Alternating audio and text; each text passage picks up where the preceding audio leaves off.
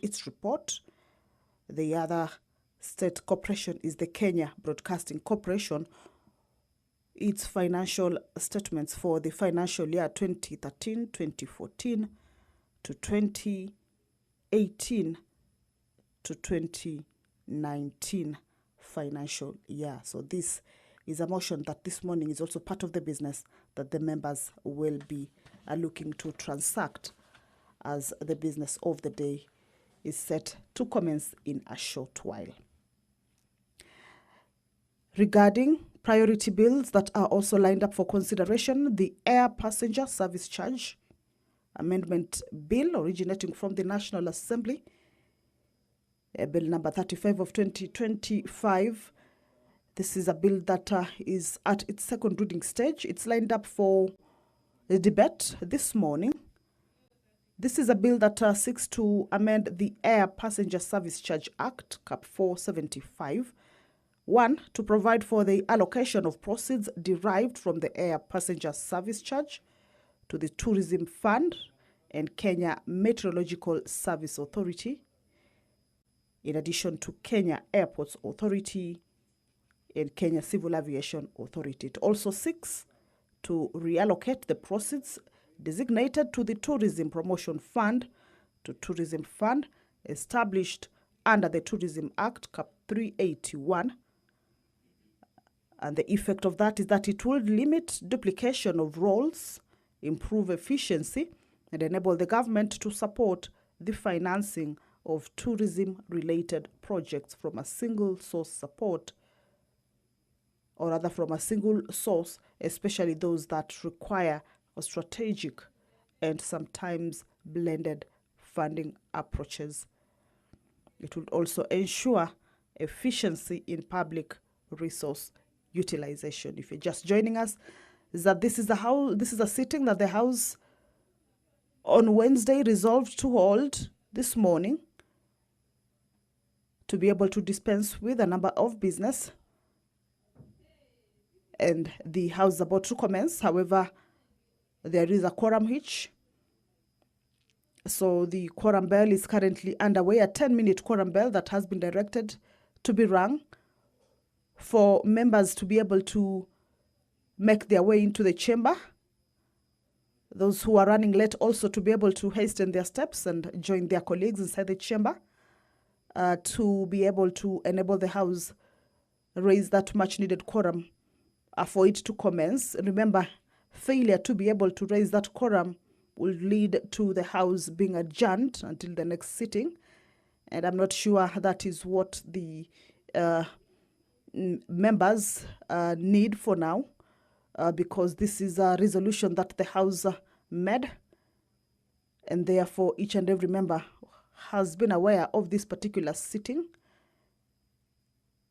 The whips at this point from both sides of the political parties at this point is when they're needed to be able to whip members to make their way into the House, and also make sure that no member leaves the chamber at this point when the House is looking for quorum, so that a quorum is very, very important if the House is to transact that business which they deemed important to be transacted this morning, or to resolve to hold this meeting and this sitting this morning, because it would not be making any sense if the House adjourns and yet the House had resolved to hold this particular sitting this morning. Remember, on a Thursday, the House normal sitting is 2:30 in the PM. However, this one was a resolution to be able to hold this sitting and dispense with a number of priority business, as the House also gets ready for a short recess in the coming week. So That is the quorum hitch that is facing the House currently. Otherwise, if the quorum had been present at the time the prayer was said and the chair taken, then the House will now be continuing with its business or transacting that business that had been lined up for consideration this morning. A 10-minute quorum bell currently underway. If it lapses, there will be a further 5-minute quorum bell. But if that lapses as provided for in the House standing orders, then the House risks being adjourned until the next sitting. So we shall be waiting to see whether that particular quorum will be raised. Back to the business that they will be transacting.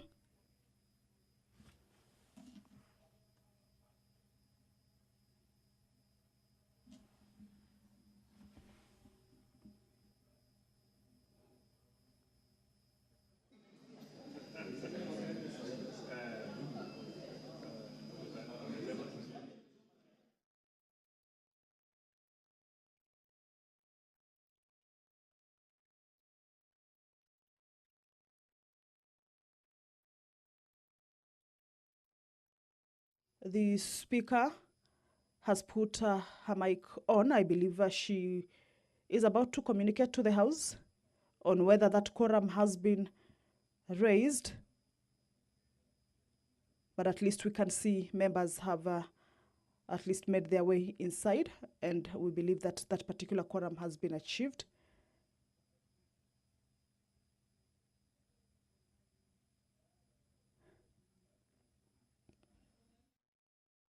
Order, members.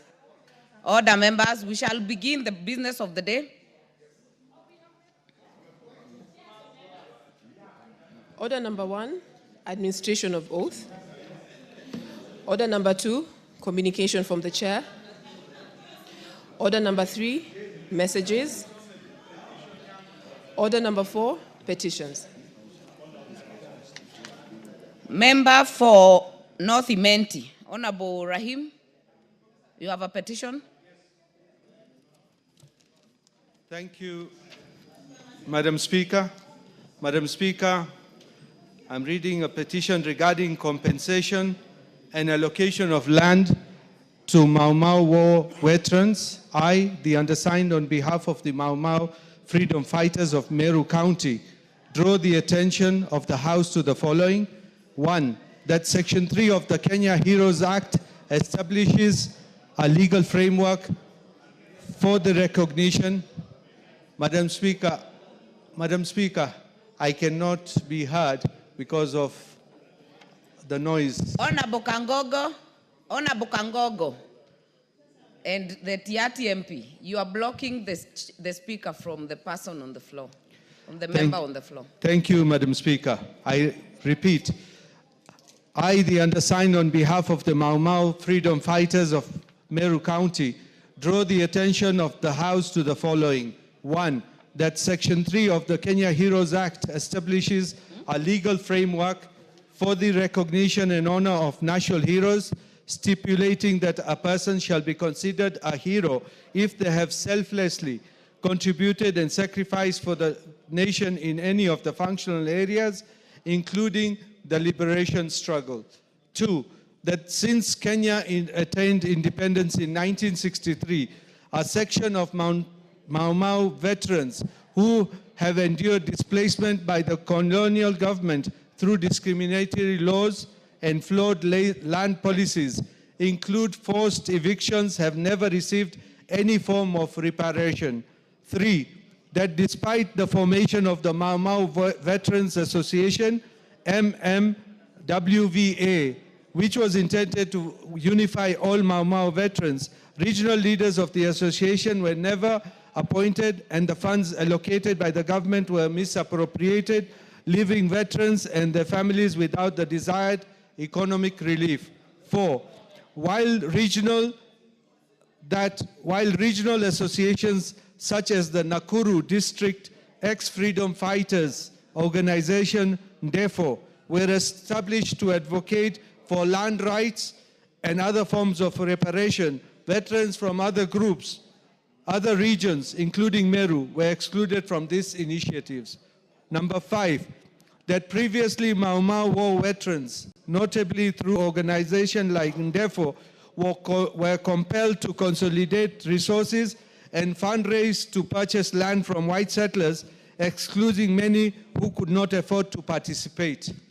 Number 6, that most of the land formerly held by white settlers has since exhausted lease periods as provided under Article 65 of the Constitution.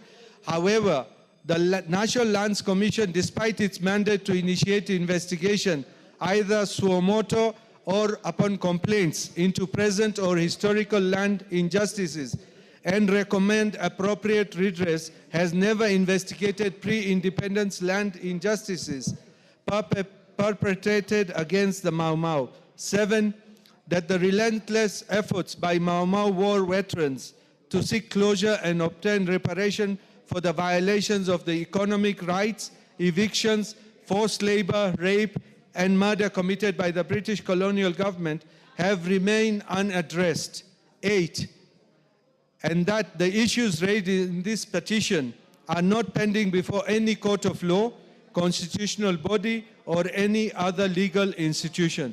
Therefore, your humble petitioners pray that the National Assembly, through the Public Petitions Committee, 1, intervenes to ensure that the Mau Mau veterans and their families are resettled on their ancestral land, which was alienated by the colonial government and the white settlers. 2, recommends the establishment of a regional representation of Mau Mau war veterans within the Mau Mau War Veterans Association. 3, recommends the official recognition and commendation of the Mau Mau movement under the first schedule of the Kenya Heroes Act. 4, engages the National Land Commission to investigate pre-colonial land injustices committed against the Mau Mau veterans. And finally, 5, makes any other recommendations it deems appropriate in addressing the plight of the petitioners. And your petitioners will ever pray, presented by Rahim Daoud, member for North Imenti, on behalf of the Mau Mau veterans. Thank you, Madam Speaker. Very well. I don't know the members who have indicated interest to speak. Is it on the petition? Honorable Kengara, is it on the petition? No. Mbui, is it on the petition? No. Chepalungu? It's not. Okay. So that petition will be committed to the Public Petitions Committee. Next order. Order number 5, papers.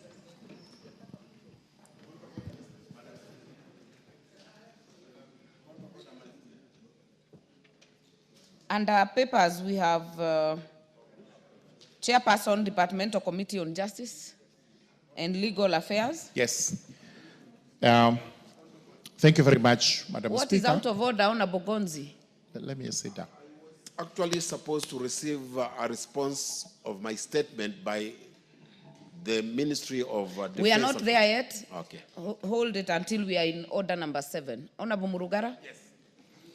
Thank you very much, Madam Speaker. Madam Speaker, I beg to lay the following paper on the table of the House today, Thursday, 14th August 2025. A report of the Departmental Committee on Justice and Legal Affairs on the consideration of the Elections Amendment number 2 Bill of 2024, which is Senate Bill number 29 of 2024. Thank you, Honorable Speaker. Honorable Speaker, also got a point of, to raise a point of order. Honorable Murugara, Yes, you first because- lay the paper on the table. I have laid the paper. I have a second one to lay on the table through a point of order. Honorable Speaker, my attention has been brought to a circular by the Public Procurement Regulatory Honorable Authority. Murugara, hold on. Let Yes. us exhaust this order first. Thank- We'll give you. Honorable Gekaria, Chairperson, Departmental Committee of Energy. You are on your phone, Honorable Gekaria. Yes, yeah, sorry, Honorable Speaker. You have some papers to lay? No, not yet. Not yet, Honorable Speaker. Not yet. No. So okay. Honorable Murugara, I'll indulge you for the next one. Thank you very much, Honorable Speaker. Honorable Speaker, my attention has been drawn to a circular dated 12th August 2025 by the Public Procurement Regulatory Authority to various government agencies regarding enforcement of compliance with the mandatory use of the Electronic Government Procurement System, EGPS, by all public procurement entities. Honorable Speaker, I will lay this paper on the table, and I'm happy to see the chairperson of the Committee on Delegated Legislation is in the House so that this can be looked at. Having gone through this circular and bearing in mind the various provisions of the Statutory Instruments Act, this circular is actually a statutory instrument par excellence, and that it ought to have been brought to the Committee on Delegated Legislation for scrutiny and approval, because it seems to have the force of law by making declarations that failure to comply with this circular will constitute an offense. Therefore, in my view, I request you, Madam Speaker, to actually give directions regarding the circular, which I'm going to lay on the table. And the directions I seek are that it be referred to the Committee on Delegated Legislation for scrutiny. And if it contravenes that particular act, and especially because it doesn't seem to have any public participation, apart from Honorable Murugara, you know, you and I sat in the Delegated Legislation Committee last term. Yes. So be careful not to do their job. All right. Thank you. Be careful not to preempt. Thank you. Thank you. I will stop there and beg to lay this particular circular and request you kindly to refer it to that committee for scrutiny as required under the Statutory Instruments Act. Thank you very much. Thank you very much. We have the chair for Delegated Legislation Committee, and I must confirm that as liaison, this matter has been brought to us, the issue of e-procurement and the process of transition. I think, Chair, you can be able to shed some light on that before I commit it. I thank you very much, Honorable Speaker. Honorable Speaker, I'm aware that this matter was discussed extensively yesterday at the liaison committee, although I was not there. When I came, you had just concluded. Madam Speaker, I want to thank the Honorable Murugara for raising this matter. Madam Speaker, this is a very grave issue, which requires pronunciation by this House. Madam Speaker, under Article 94 of the Constitution, it is extremely very clear, it's like day and night. It states as follows, that there is no person who can make anything that has a force of law except Parliament. Madam Speaker, a statutory instrument as a force of law has just been stated clearly by the Honorable Murugara. Just for avoidance of doubt, I just want to read what a statutory instrument is under the Statutory Instruments Act, which was passed by this House, and which no one can contravene, Madam Speaker. It states as follows: a statutory instrument means any rule, order, regulation, direction, form, tariff of cost or fees, letters, patent, commission, warrant, proclamation, bylaw, resolution, guidelines, or other statutory instrument issued, made, or established in the execution of a power conferred by or under an act of Parliament, under which that statutory instrument or subsidiary legislation is expressly authorized to be issued, Madam Speaker. It is very clear. It is just like day and night. There is no state officer who has any power to issue any command that has a force of law, that if you contravene, you will be liable to certain sanctions. So, Madam Speaker, I'm very happy that this has been laid, and we will be happy, myself and Honorable Mbui here, and those other, Honorable the Vice Chair is here, we will take it up. You are already doing the work of the committee. No, I'm not doing, I am just so I will direct as follows. You have given the law and how it goes. We are understanding what you're saying. But I would like that the Committee on Delegated Legislation takes a serious dive to this matter, interrogates the legal framework. You know the options also available to you via the Statutory Instruments Act, so that you bring a report to this House. And this, Honorable Chepkonga, may not wait on Tuesday before we go on recess, because it's a serious matter.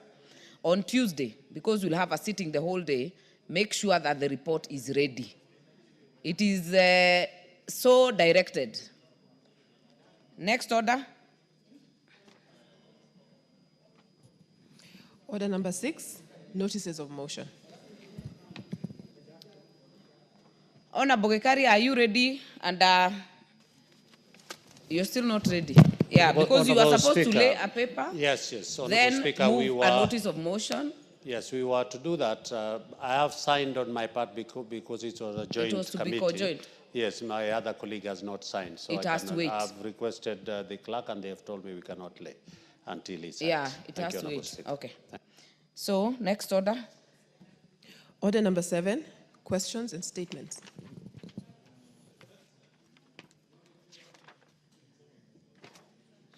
We have statements that are being, I think, being requested first. Honorable Gekari, you are listed here. Are you ready with this one? Thank you, Honorable Speaker. Pursuant to provisions of Standing Order number 44-2C, I rise to request a statement from the chairperson of the Departmental Committee on Tourism and Wildlife regarding the legality of legal representation by the Kenya Wildlife Service of officers facing criminal charges in connection with the disappearance of Brian Odhiambo. Honorable Speaker, on 6 March 2025, 6 officers, namely Senior Sergeant Francis Washira, Alexander Lerogoi, Isaac Ochieng, Michael Wabukala, Evans Kimayo, and Abdulamahan Suli were arraigned in court and charged with the offense of abduction with intent to murder Mr. Brian Odhiambo, a fisherman who went missing on the 18th January 2025 in Nakuru. Mr. Brian Odhiambo is alleged to have been abducted by the officers at his residence in Nakuru town, and efforts to trace him have been unsuccessful to date. Honorable Speaker, it is deeply concerning that despite the gravity of the charge, the said officers remain in active service within KWS and are reportedly being represented in court by a legal counsel of the public institution.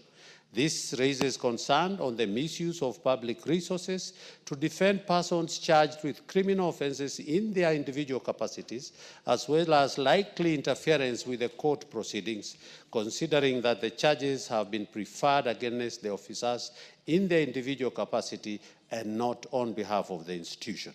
Honorable Speaker, it is against this background that I request a statement from the chairperson of the Departmental Committee on Tourism and Wildlife on the following. 1, the justification for KWS assigning legal counsel at public expense to represent the 6 officers currently facing criminal charges in their individual capacity. 2, confirmation on whether the utilization of public funds and resources for the stated purpose complies with Article 226 of the Constitution and the Public Finance Management Act Cap 412A, which prohibits unlawful and unauthorized use of public funds, and if not, action taken to cause the responsible officer to refund the said public funds, public money. And 3, a report on the current employment status of the officers, including clarification as to whether they are in active service or in suspension during the pendency of investigation into the matter of the disappearance of one Brian Odhiambo. I thank you, Honorable Speaker. Chair, Tourism and Wildlife Committee, is that Kareke? Is he in the House? If not, Vice Member. Leader of Majority. Honorable Speaker, allow me to promise that when we open Parliament after recess, we'll be able to give a response, Honorable Speaker. Thank you. Very well. First week on resumption. Statements to be responded to. We have the Committee on Administration, Honorable Tongoyo or Honorable Member for Saku.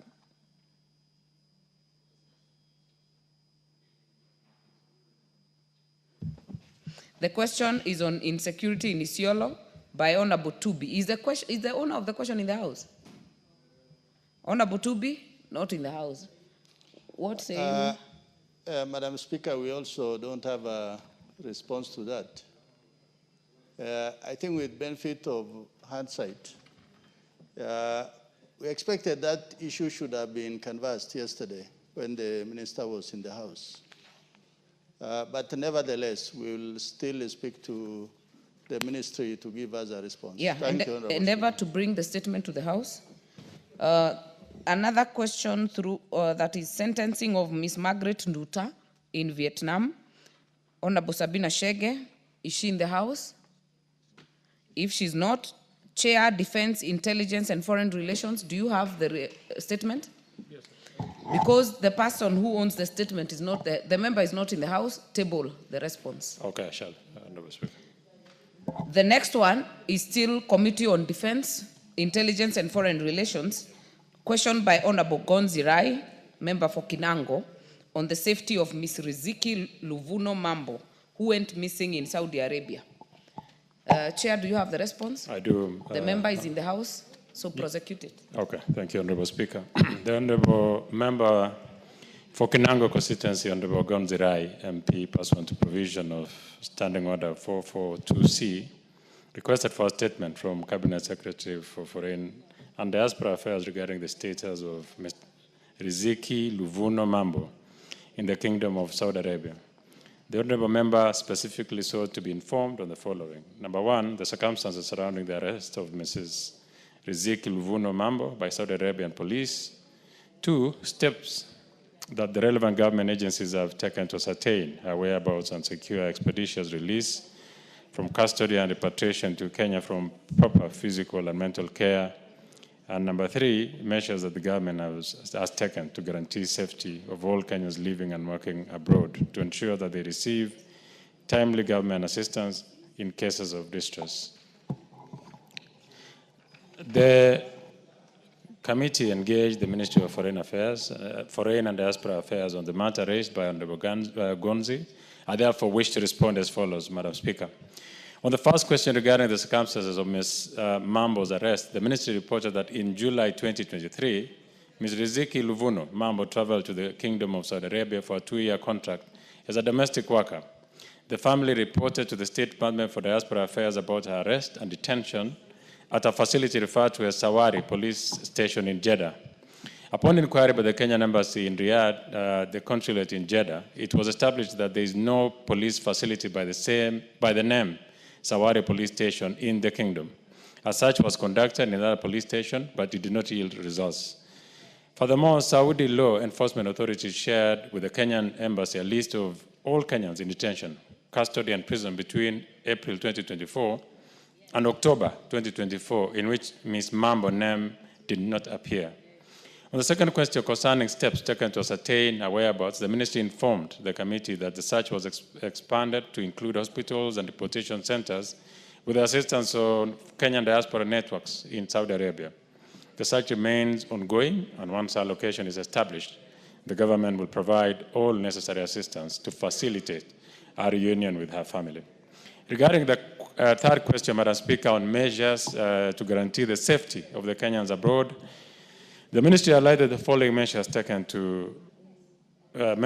by the government. Number one is that there has been an establishment of diplomatic missions to cater for Kenya's need in Saudi Arabia, including an embassy in Riyadh and a consulate in Jeddah. And then creation of the Department for Diaspora Affairs to safeguard the welfare, rights and interests of Kenyans abroad. And number three, provision of repatriation and evacuation services in time of distress. and emergencies. There is also other measure of continuous registration of Kenyans abroad at the embassies and at the State Department Diaspora Affairs for accountability. There has been signing of labor agreements, which is aimed at safeguarding the rights and welfare of Kenyans working abroad. Introduction of mobile consular services, outreach program to reach Kenyans even in remote areas abroad, and ensure they are provided with essential government services and documentation like passports, national ID, birth certificate for children born abroad, and other services. Development of legal aid information frameworks and pre-departure manuals to provide Kenyans going abroad with information on their rights and essential basic information of their country of destination. Establishment of reporting channels for distress cases via ministries' e-citizen portal, hotlines, email, and 24-hour call center at the State Department of Foreign Affairs. And the other one, Madam Speaker, provision of emergency travel documents and financial assistance for repatriation of Kenyans in distress without passports. And finally, through diaspora engagements, the ministry continues to sensitize Kenyans on observing the laws of the host countries to avoid conflict with the law that might lead to arrests. Madam Speaker, the Ministry of Foreign and Diaspora Affairs further states that it remains committed to safeguarding the welfare, rights, and interests of Kenyans abroad, and will continue to employ all necessary measures to guarantee their safety and well-being in foreign countries. Madam Speaker, I submit. Before I give you Honorable Member for Kinango, allow me to recognize in the public gallery, take your seat, in the public gallery, pupils and learners from Nchoroiboro Primary School in Vuri constituency, Meru County, and I will give Honorable Dorothy to welcome them on our behalf. Thank you, Honorable Madam Speaker. Madam Speaker, I want to take this opportunity on behalf of the MP, Bore constituency, Honorable Mugambi Ndikiri, and on my own behalf, hailing from that constituency, and on behalf of this parliament, to welcome Nchoroiboro School in the House of Parliament. Honorable Madam Speaker, I want to encourage the learners to see what happens in Parliament. This is the house where registration is done. This is the house where oversight is done. This is the house where representation takes place. And we are here to represent the interests of the people who brought us here. Honorable Madam Speaker, Nchoroiboro School is a old school which has produced so many professionals in this country. And I'm sure the learners with us today will be part and parcel of those professionals as they go along their studies. And I want to challenge them, now that they are in Parliament, let them produce a parliamentarian from them as well as other professionals. We leverage on technology. We don't debate more than that, Honorable Mudhoni. Honorable Madam Speaker, I want to encourage the girls to know that even the speaker seated on the chair today is a woman. So even ladies have an opportunity of sitting in this house and sitting in the highest seat. Thank you, Honorable. Thank you, Honorable Muthoni. Honorable Member for Kinango, are you satisfied with the response? If not, do you have a follow-up question or questions? Thank you, Madam Speaker. While I do appreciate what has been explained by the Chair of the Defense and Foreign Affairs, my appeal and on behalf of the family is that we still expect to appeal to the government and the Ministry of Foreign Affairs to expedite their search to ensure that at least Riziki Mambo is found, be it live or dead, but if she can just reunite with the family. Thank you, Madam Speaker. Chair, do you have anything else to add? Mheshimiwa Gonzi, tutatia bidii tuhakikisha kwamba ameweza uwasiliano uweze kupatikana ili pia na wewe uweze kuwajulisha familia. Hadi wakati huo tunawaombea kila laheri na kwamba atapatikana akiwa hai. Asante. Next order. What is out of order? Honorable Raso.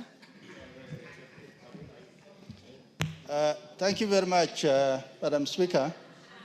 Madam Speaker, we have the statement regarding insecurity in Isiolo. The one you had just spoken about? Yes. Well, the person who asked, the member who asked the question is not in the House. Table the response. Thank you. Honorable Much obliged. Clive, what is out of order? Thank you, Honorable Speaker. Last week I'd asked for a statement from the Chair, Departmental Committee on Health, about a child who was stuck in India due to non-remittance of 500,000 shillings by Shah, which it had promised for the child to be sent there for treatment from Kenyatta National Hospital. I was promised to have a response this week, but I cannot see the It is chair. not listed in today's responses. I'm saying the chair had committed to respond this week, but neither is the chair here, Yeah. nor is it being listed. I wonder whether the Parliament has become a house where we give empty promises. The chair for health is not in the House. Is the vice in the House? If not, majority leader, this comes back to you. And when we give pronouncements here, they should really be honored. If there was a promise for this week. Allow me, because the week is not over, the week includes in the afternoon, Yes. to get the concerned chair so that your response can be in the afternoon brief. Very well. Honorable Mizigi, you on a point of order? No? Not really, Chair. Okay. Speaker, mine was just to thank my counterpart, the chairperson of Defense and Foreign Affairs, on the response that is given to Honorable Gonzi, because Honorable Gonzi was really in a distress, and he was pushing the Committee of Diaspora to respond Thank the you. same, and I appreciated for the response. Thank you. Very well. Next order.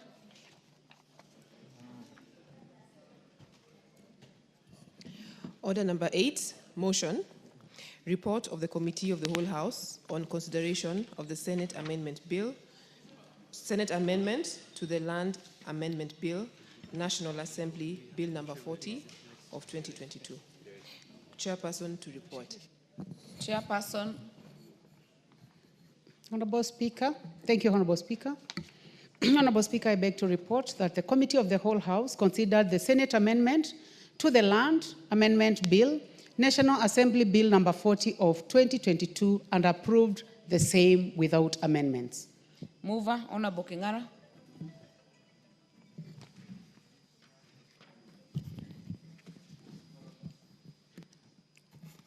Honorable Speaker, I beg to move that the House do agree with the report of the Committee of the Whole House on its consideration on the Senate Amendment to the Land Amendment Bill, National Assembly Bill number 40 of 2022.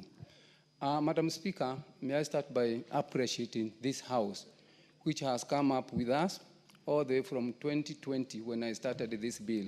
And by that, I appreciate Honorable Nyamai, who was chairing the committee then. The House was able to move this amendment bill, which primarily touches on public grant, gazettement, and titling, so that it is locked. Then it elapsed around 2022. We started in 2022 again, Madam Speaker, and the same House, Honorable House, found it worth to go all the first reading, second reading, third reading, the Committee of the Whole. Then it was sent to Senate. And I'm also grateful, Madam Speaker, to Senate, because as much as they came with an amendment, the amendment is so friendly because it wanted the bill to be, the legislation to be gazetted, which is important, especially matters touching public land. So, Madam Speaker, it is important to note that if we do not lock public land, then we will not have any place to put government facilities like schools, Madam Speaker, hospitals, and even police stations. Today in the morning, Madam Speaker, we wanted to work on the market land where you can put a market. Unfortunately, Madam Speaker, you need an acre to do a good market for our people, noting that Loido is so popular. It's the most populous in the country. And I could only get half an acre. I don't know how to go about it. if we are to make any progress, Madam Speaker, the government has to go back and buy land for such facilities. Well, Madam Speaker, we had ample land area which was not rocked, and somebody took the land. So, Madam Speaker, I'm so grateful to everybody, especially those members who are very positive on supporting this land, including the current chair land, Joas, who also in support of this. And this, with these few remarks, Madam Speaker, I request Honorable George Mulugara to second as I move. Honorable Mulugara. Thank you very much, Honorable Speaker. Honorable Speaker, I beg to second. Thank you. Honorable members, I therefore propose the question that this House do agree with the report of the Committee of the Whole House on its consideration of the Senate amendment to the Land Amendment Bill, National Assembly Bill number 40 of 2022. I'll give Honorable Nyamai.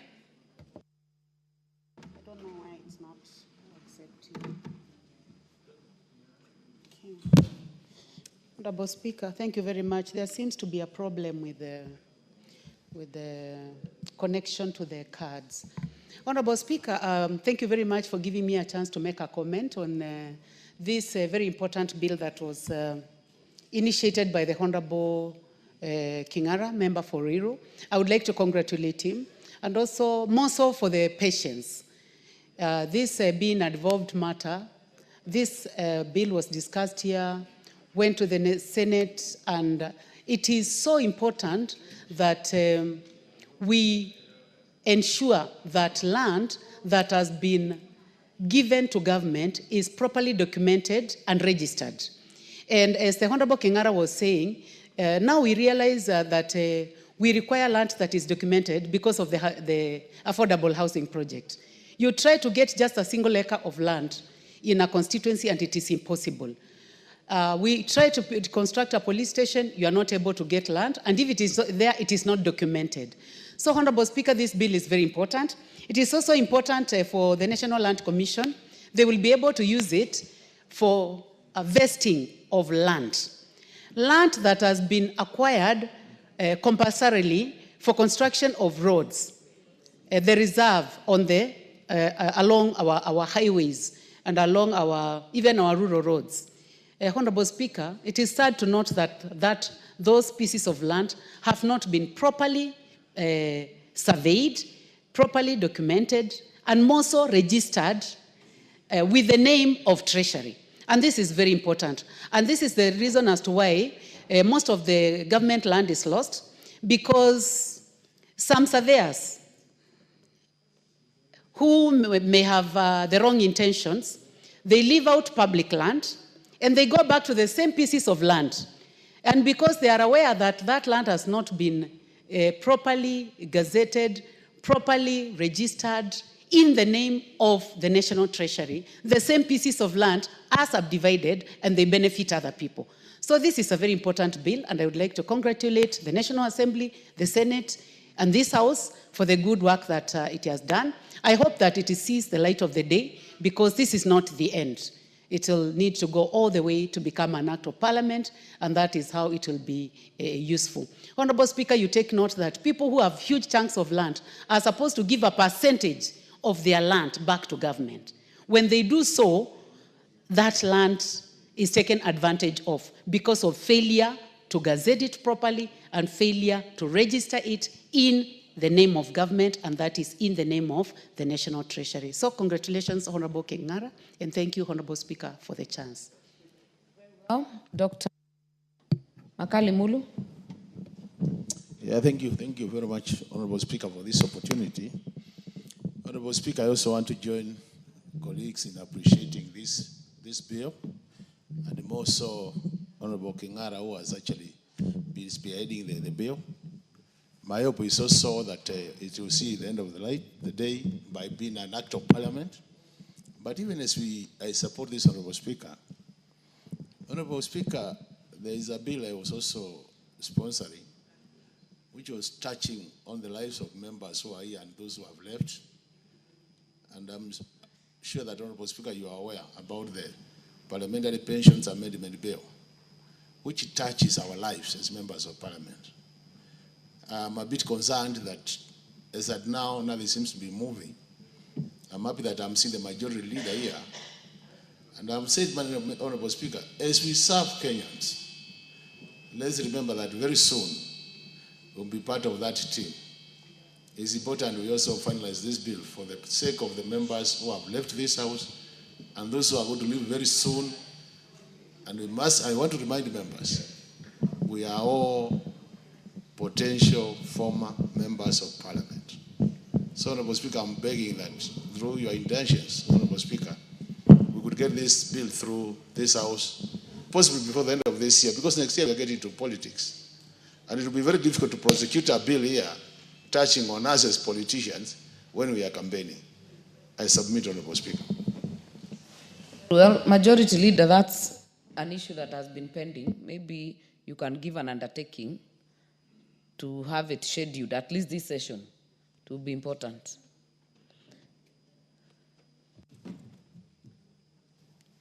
Honorable Speaker, well guided, we'll take it up in the House Business Committee. Very well. Member for Kiamba. Thank you, Honorable Speaker. I rise to support Honorable Kingara on this particular bill because it is very important for us to make sure that we protect the public land, especially from the same people who sometimes subdivide land and make sure that this land belongs to the public, but because they know that the land doesn't have any documentation in terms of title deed, they make sure that they also use fake titles to grab public land. We have very serious issues, especially even in our constituencies, whereby you have a school that it belongs to the public, doesn't have a title deed. You have a land that probably, even if you want to do an affordable housing or you want to build a KMTC, you want to do a TVET, you cannot be able to do that because those lands, they belong to the public, but yet they don't have documentations. Madam Speaker, this will go a long way to make sure that we safeguard the future of our children and the future of public land. Because as we move forward, there is a realization that public land the usage of a public land, they are diminishing in one way or the other. And you realize that the majority of the public land has been grabbed, especially even in a constituency like in Kiamba. I was telling Honorable Kingara that even to get a public land to do an affordable housing, we don't have, because majority of those public lands have been grabbed. And now we have people who are sitting on those lands. They have constructed very serious houses. And to make sure that you are able to repossess those lands, it will become a nightmare for the government to possess the land back. So we must make sure that the retro public land we have been able to safeguard it by making sure that we offer documentations. And the National Commission must arise to this occasion, not only to do reporting, but they make sure that they allocate and issue title deeds to specific public lands. If it's a police station, we make sure that that police station has a document that even years and years to come, that probably is with the Harambee House, that is the custodian of the Harambee House or probably the National Treasury, so that we make sure we protect this few public land that remains for purposes of benefiting the public that we represent today, Madam Speaker. So therefore, I rise to support and congratulate Mheshimiwa Kingara for coming up with this bill. We support. Honorable Member. No. Okay. Honorable members, there being no more interest on this bill, allow me to put the question. Allow me to put the question that this House do agree with the report of the Committee of the Whole House on its consideration of the Senate amendment to the Land Amendment Bill, National Assembly Bill number 40 of 2022. Will as many as are of that opinion say aye? Aye. Will as many as are of a contrary opinion say nay? The ayes have it. Next order. Order number 9, the Air Passenger Service Charge Amendment Bill, National Assembly Bill number 35 of 2025. Second reading. Majority Leader. Thank you, Honorable Speaker. And I beg to move, Honorable Speaker, that the Air Passenger Service Charge Amendment Bill, National Assembly Bill number 35 of 2025, be now read a second time. Honorable Speaker, this bill It's a very short bill, almost about 3 clauses. And Principal Honorable Speaker, the intent of this bill is to have monies that are usually charged to passengers, air passengers, both for domestic and international flights, and usually appropriated or shared between the Kenya Airports Authority, the Kenya Civil Aviation Authority, and the Tourism Promotion Fund, to now be shared amongst these institutions, but to the exclusion of the Tourism Promotion Fund, and in its place put the Tourism Fund, which is a more centralized fund that will be better placed to ensure that this money goes to the promotion of tourism-related activities and projects. Honorable Speaker, the bill also shares out this money to the Kenya Meteorological Service Authority, as is envisaged in the bill that we passed yesterday on the creation of the Kenya Meteorological Service Authority. Members are aware that this authority does not exist yet because we only passed that bill yesterday. And therefore, we are consulting, and I know the committee right now is in a meeting with the CS in charge of transport to consult around this issue and know whether, by the time we come to third reading, whether we will need to have the Kenya Meteorological Service Authority enlisted as part of the beneficiaries of these funds, or just leave it as it is for this authority to get money from the exchequer. But, Honorable Speaker, in the endeavor of the bill to allocate part of this money to the Kenya Meteorological Service is also to ensure that there's a sustainable revenue stream for the authority and able to deliver on its statutory mandate, and particularly to ensure that there is accurate weather forecasting. And you know, accurate weather forecasting is also critical for aviation safety and disaster preparedness, as much as it's also very good and effective in forecasting weather for our farmers and other national needs.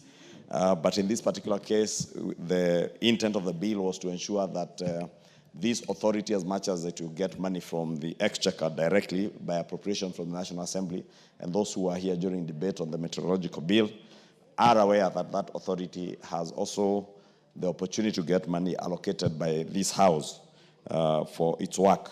But we are also looking at an opportunity to have them have another more sustainable stream other than the normal budgetary provisions. But as I said, Honorable Speaker, the committee is currently engaging with a view to proposing amendments when we come to Committee of the Whole House, hopefully on Tuesday morning, so that, again, there is no duplication. If we are appropriating money to that authority from the House, there may be no need, again, to appropriate these funds from the air passenger service charge.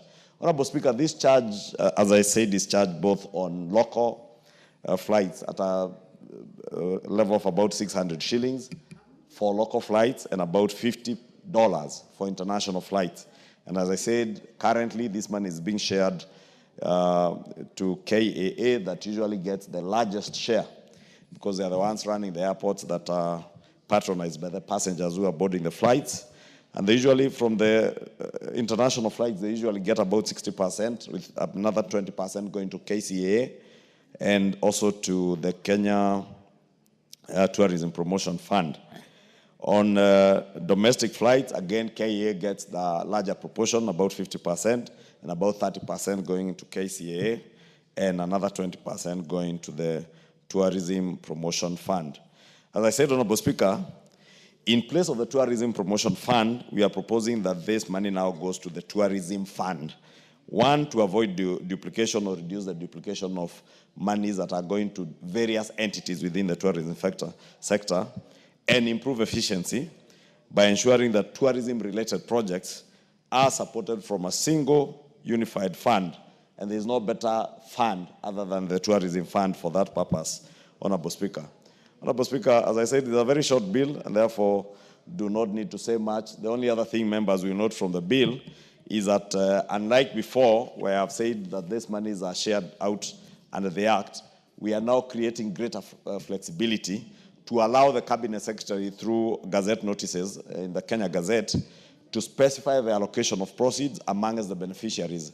So based on needs and adaptability of emerging needs without the delays for further legislative amendments. As I said, for instance, now if we were to incorporate the tourism fund, if you are to change the ratios as they were in an act of parliament, you'd have to come back to the House to allow parliament to legislate again. And you know how long that process can take, as Honorable Makali was alluding to on the bill that he was proposing, and you're aware how long it's been here. So it becomes a little bit cumbersome if even on sharing ratios, you have to come back to the House to legislate. So we want to give that flexibility and adaptability to the Cabinet Secretary so that if tomorrow, for instance, we think KAA requires more money because probably KAA is building a new airport, or KCAA requires to ensure greater aviation safety in the country and they require more money, it will be up to the Cabinet Secretary to propose in the Kenya Gazette through regulations the ratios through which they will share these monies. Therefore, Honorable Speaker, with those very many remarks, I want to ask the Deputy Leader of Majority, I was looking for him. I beg to move, and as I was looking for my deputy, I beg to ask my deputy, the Honorable Owen Baya, to second this motion. Thank you. Honorable Owen. Thank you, Honorable Speaker, and I want to thank the Leader of Majority for ably moving this bill, Honorable Speaker. This is fairly a short bill, Honorable Speaker, that seeks to do one thing, to ensure that the money that is appropriated under the air passenger service charge, Honorable Speaker, is shared among other institutions, Honorable Speaker. And there are 3 institutions, Honorable Speaker, earmarked for that, so that the money can also be shared for utilization in those departments. One of them is the Kenya Meteorological Services Authority, which we ably yesterday passed this bill, and I am sure it will get presidential assent. And therefore, the Meteorological Services, Honorable Speaker, you realize, does a lot of work to give us weather updates, to give us even when planes are flying into this country, they depend so much on weather forecasts so that we know whether it is safe to fly or not safe to fly. But the Meteorological Department does not have its own source revenue, Honorable Speaker, although it ensures that we are safe when flying, Honorable Speaker. So it is fair, and I want to emphasize that, Honorable Speaker, it is fair that the Meteorological Services Authority now draws some money from the air passenger service charge, Honorable Speaker. Honorable Speaker, another important beneficiary is the tourism fund, Honorable Speaker. Honorable Speaker, air services make a lot of money from tourists in this country. And in doing that, Honorable Speaker, we realize it is important that we continue to fund the Kenya Tourism Fund, Honorable Speaker. When the tourism fund is properly funded, Honorable Speaker, then we'll get more tourists. And therefore, it is okay, Honorable Speaker, to ensure that tourism fund also gets some money. Honorable Speaker, the fund will continue also to provide funds for the Kenya Civil Aviation Authority and the Kenya Airports Authority, Honorable Speaker. These 2 bodies will also be drawing funds from this. So, Honorable Speaker, this is a fairly short bill, and this bill, Honorable Speaker, also includes some of the amendments that are intended to be done, Honorable Speaker, includes, Honorable Speaker, showing where the money will come from. For example, the air services charge, Honorable Speaker, also get grants, donation, bequests, or other gifts made to the fund, and also monies from any other source approved by the Cabinet Secretary for the time being responsible for matters relating to finance. Money is appropriated by Parliament for the purposes of the fund, Honorable Speaker. So, Honorable Speaker, for us to ensure the air services in this country are properly taken care of, then there are certain institutions that also need to be funded so that we continue to have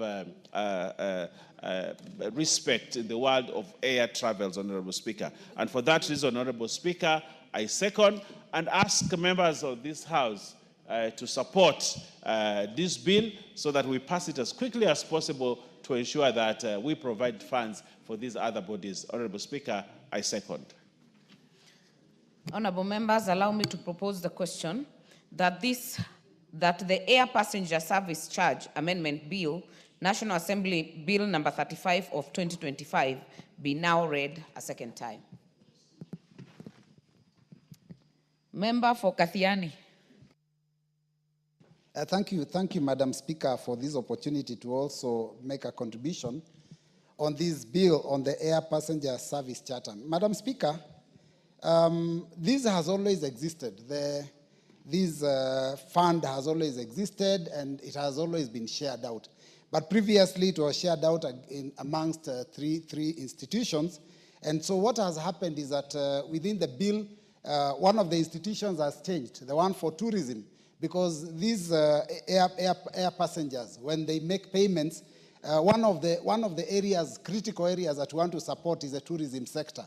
So basically, the money was going to the Tourism Promotion Fund, but the new proposal is that it goes to the Tourism Fund, which is more central, so that it can be able to be used properly for purposes of dealing with the tourism industry. Madam Speaker, the other new one that has been introduced is the Kenya Meteorological Service Authority. The Met Department, Madam Speaker, is very, very critical in air transport, because every time before any plane takes off, they must give a report, they must check the weather patterns, they must check whether there will be anything that can affect the aeroplanes. And therefore, it is one of those institutions that are critical in air travel. And therefore, it didn't even make sense that they were not being supported by the sector. So this is a very, very, very important adjustment. So I think it's important that we are able to now using part of this fund support the Met Department. Madam Speaker, the other two that were already there, the Kenya Civil Aviation Authority, basically requires this money so that they can improve the industry. And finally, the Kenya Airports Authority requires this money so that they can be able to also improve the facilities at the airports. Madam Speaker, it is out of these funds that we are supposed to ensure that we provide enough money slowly over the period when more and more people travel through our airplanes, that we are able to develop enough money to be able to even build an airport. Madam Speaker, I'm saying this because we have seen attempts in the recent past where there was an attempt to almost privatize our airports. And I think it's important that we use the monies that are available from our air tickets so that we can be able to build enough capital so that we can be able to start doing a new wing for our airport. Madam Speaker, some of these installations are so critical that we must ensure that the government has some say. You cannot allow certain critical infrastructure to be in the hands of private investors. And Madam Speaker, that's why I'm also concerned that we are hearing reports in the corridors of power that even the Kenya Pipeline Corporation is about to be also given to private investors. Madam Speaker, what kind of a country would we be if our distribution of energy is through private hands, if our distribution of fuel is through private hands, if our airports are in the hands of private investors? That means that someone outside government can be running this country, Madam Speaker. So I want to say that this regime must stop these games of taking control of critical infrastructure that belongs to Kenyan people, so that we can ensure that the money that we have and we pay as taxes is the money that is used to be able to develop our infrastructure, not private individuals, so that we do not lose the essence of what we call governance. So, Madam Speaker, with those remarks, I think it's important that this money is shared fairly and that we be able to develop our industry for the tourism industry, the air travel industry, so that Kenya can prosper as a nation. Thank you, Madam Speaker. Member for Kiamba. Thank you, Madam Speaker, for giving me this opportunity to support this bill. But I also want to maybe state 2 or 3 things, because I've been a vice chair of that committee for the longest time. And I totally support, because also there is a suggestion of the merger of the TPF and Tourism Fund. But I also want to tell the Leader of Majority, because I know he's the sponsor of the bill, that as we also prepare to take the biggest chunk of the money to Tourism Fund, we must also put into consideration the role that probably the policies that the Tourism Fund has been doing it cannot be able, to support any other institutions, especially in terms of promoting tourism. But the TPF was able to do that. It was the one that was funding KTB, Kenya Tourism Board. It was, sponsoring the Magical Kenya. It was sponsoring some projects in KWS and other institutions. So as we also support the tourism fund, it will be prudent for us to make sure that we also give them some leeway, maybe a year or two before they wind up and join the tourism fund, because they already have existing projects that they have been sponsoring. So once we deny them the opportunity of getting that money that they have been getting, what becomes of those projects? Those projects will become ghost projects. They have been funding Ronan Gara, funding Kenya Wildlife Service. They have been funding other institutions within the tourism sector. So it is very, very important for us to make sure that as we release the funds to the tourism fund, there is enough policy to support other tourism activities beyond whatever tourism fund has been able to do. And we know, because now they're the one who are in charge of Ronan Gara and probably sponsorship of Bombers of Kenya, we also make sure that other related tourism activities have enough funds to continue attracting tourists within our Republic of Kenya, and also to make sure that they continue marketing, Kenya as a tourist destination, Madam Speaker. So I support, but I will also urge, as we see the proposal that will be brought in the floor of the House by the committee, we also make sure that as we prepare to merge the two institutions, we have also given them some time frame to complete the ongoing projects in terms of project that they have been sponsoring. Since now, once this bill has been assent by the president, it will deny them of any funds to make sure that they support other existing or ongoing projects. So there must be a transitions clause, probably in the third reading, or we would support in the third reading, to make sure that they complete all the ongoing projects before they wind up and they merge between tourism and tourism promotion fund. So therefore, Madam Speaker, we are supporting, but wait to see the amendments that probably will be brought by the committee. Thank you, Madam Speaker. Member for Makueni. Thank you, Honorable Speaker. I also wish to put my voice on this particular bill. And basically, I find it quite enriching. My only concern is we realize that this fund was mainly used to manage directly the services related to the airport. My only concern, Honorable Speaker, is once these funds are taken to other services, what happens to the services being managed by KAA? Because I've found out that in this particular country, Honorable Speaker, we have this habit of stopping what is working to create what is not working. And I think that is not actually very helpful. We need to understand what problem are we trying to solve by diversifying this fund to include meteorological services and others. Because we realize that if we don't improve the services in our airports, because of lack of resources, because I don't know, once we withdraw these funds from the KAA, what does it mean for them? Because already we've seen a lot of problems in the airport. Does it mean we degrade? Where will they get the resources themselves to manage the airport? Because the more we get away to other services, offloading funds elsewhere, we may weaken the management at our center of the Kenya Airport Authority, and that may actually weaken the entire tourism industry. So I think we need a very clear evaluation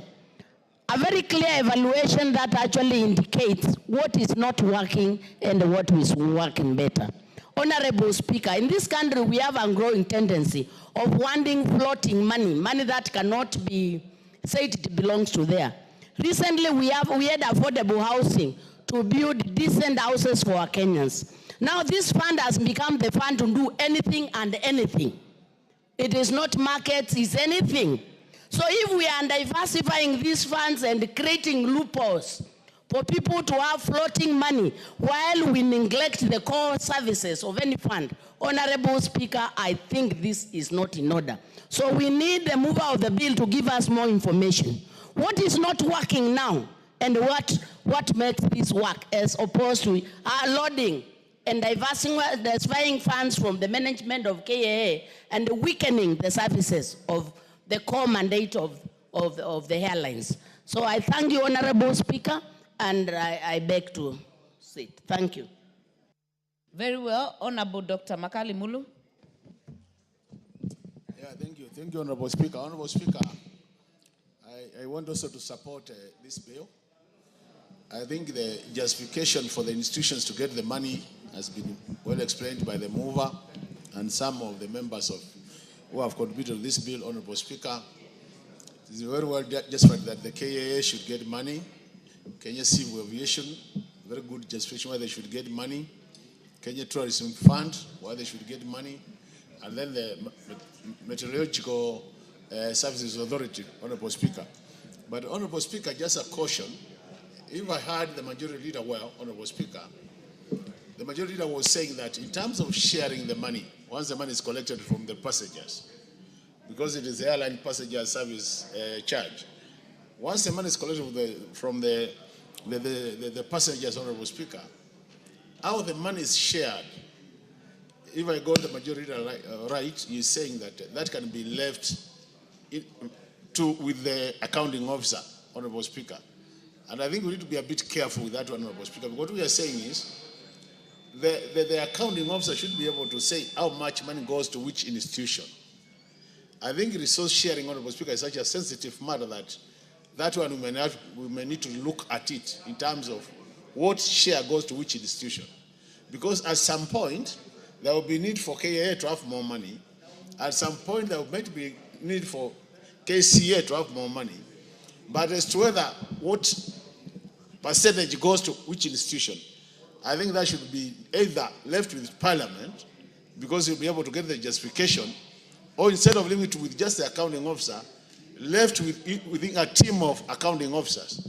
For example, we could say that when it comes to sharing, the 4 concerned accounting officers might have to sit down and discuss and agree what shares. Otherwise, if you leave to an individual, Honorable Speaker, we might then cause confusion and have a lot of conflict between the accounting officers. So this is something which I think as we move to the third reading, we might have to look at, Honorable Speaker, so that these particular percentages are well explained. But I think as Honorable Mboy was saying, Honorable Speaker, this idea of privatization of public institutions or parastatals, Honorable Speaker, is a matter as a country we need to engage in what I would call a national conversation, Honorable Speaker. Because, Honorable Speaker, some of these parastatals are so strategic that leaving them to private hands might be a bit tricky for the country. And that's why I think really I would want to hear what the Public Debt and Privatization Committee and the Committee on Energy, who are discussing the KPC matter, will be telling the House on matters privatization. Because from where I sit, Honorable Speaker, I think this House will have to take time and debate this issue of KPC in a very sober way, so that we don't put this country and such a strategic parastatal, Honorable Speaker, in the hands of a private sector. But that will be debated when it comes to the House, Honorable Speaker. I only wish that the concerned committees will be able to give us the right direction, and I also hope, Honorable Speaker, that the concerned committees will not be influenced, as the President has said that the committees of this House are getting influenced. I think we'll be getting a report which is objective, a report which has been discussed thoroughly based on information provided, so that we clean ourselves as a House. Because, Honorable Speaker, you remember yesterday, as a House, we were already said to be that the committees are getting influence, for external influence. And I would want really to see us cleaning ourselves from that, if it is true. But from where I sit, Honorable Speaker, I do believe that statement, we might have to give us time to discuss that statement. Because personally, I don't agree with it. For now, Honorable Speaker, I support the bill. Honorable Geshimo.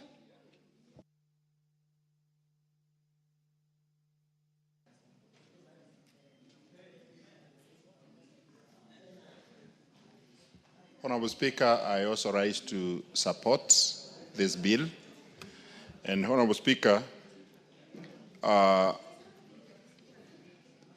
this amendment is very critical because in the previous arrangement, there appeared also to be a conflict of interest because the CS, who is supposed also to make regulations, was also sitting in the same tourism promotion fund. And the merger of the tourism promotion fund and the tourism fund it will be very critical because they both speak to the same. A tourism fund is for purposes of promotion of the tourism. What just needs to be ended is what the tourism promotion fund was doing, and it's not being done by the tourism fund. Honorable Speaker, looking at the amendment also, it will not be expected that an act of parliament has to be amended for the ratios to be adjusted. And therefore, when a CS is given the powers, and I think it should be very clear that it has to be through regulations that also needs to come before Parliament through the relevant committee for the purposes of that adjustment to be adopted by the Parliament. Honorable Speaker, I do support. Thank you. Honorable Joseph Dena.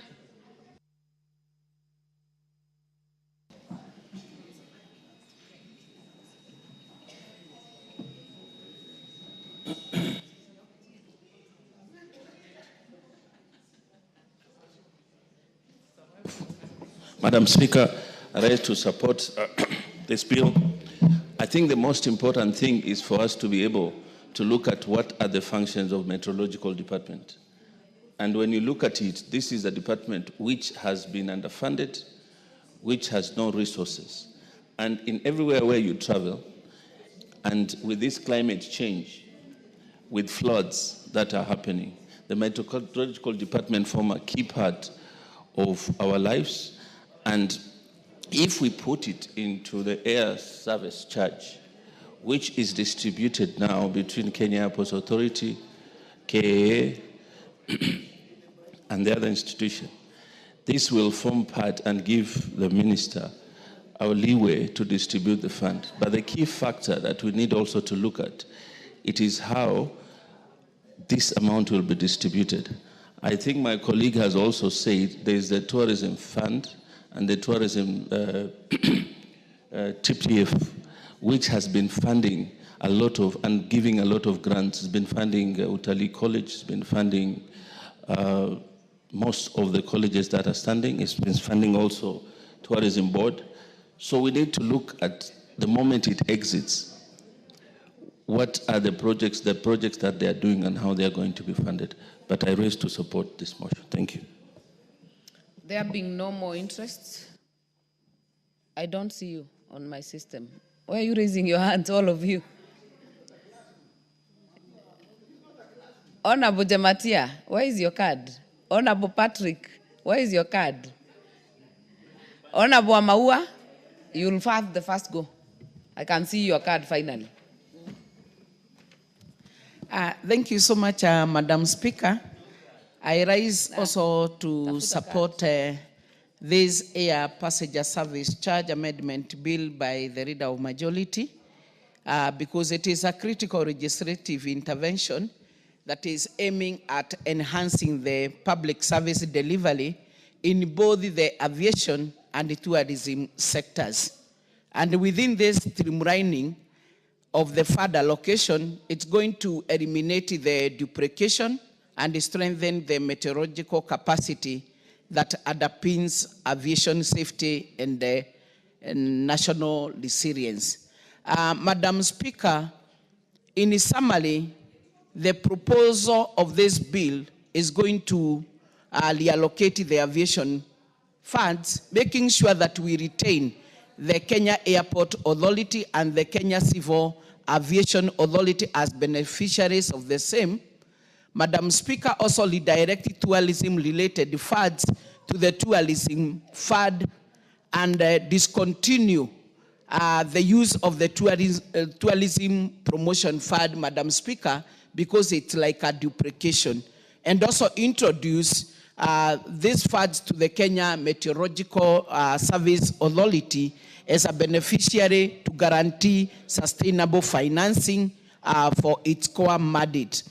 Madam Speaker, previously, these funds had been directed to the Tourism Promotion Fund, whose function overlaps the Tourism Fund. And therefore, with the introduction of the same, it's going to collect this in a way that this money will be used in a prudent way. Madam Speaker, this is a progressive move that will improve the efficiency, reduce administration overheads, and strengthen our tourism promotion efforts, Madam Speaker, while we know what the tourism is doing and the kind of money that the country is getting. Madam Speaker, the underfunded meteorological services is now going to have enough of its capacity so that it can also be able to improve on the critical areas of the aviation, and also maybe assist us with the disaster preparedness that we require, and also be able to monitor the climate properly. Some of these areas, since they were underfunded, were affecting, and we really need to check on the climate as far as our aviation is to be effective. Madam Speaker, I want to request the members to support this for the benefit of the tourism industry, our aviation sector, and also the safety and prosperity of our nation. I support. Ojematia. Thank you so much, Madam Speaker. I also want to rise to support this amendment bill of air passenger service charge. Madam Speaker, going through the bill, you realize that it is a bill that is going to help us as a country to forge forward, and this is a bill that has been practiced in most of the regions, specifically other countries, that where we have most of these authorities merged together so that to reduce duplication of roles. If you look at TPF, that is a tourist fund, and KA and Meteorological Department, they work hand in hand. And this bill is going to help us enhance more and better quality services, because when you merge them together, Madam Speaker, you are able to get proper mandate and efficiency, and it's also going to be quite effective in most of their deliberations and work. Madam Speaker, what I like about this bill, in the statement, it's not a money bill, which is also within the meaning of Article 144.14 of the Constitution, that it is not going to cost additional expenditure to the public coffers. And this way, we are actually going to be enhancing more money, because when you put this and integrate these authorities, we are going to have better financing model. And tourism is going to work hand in hand, specifically on the matters air, passengers, and transportation of air.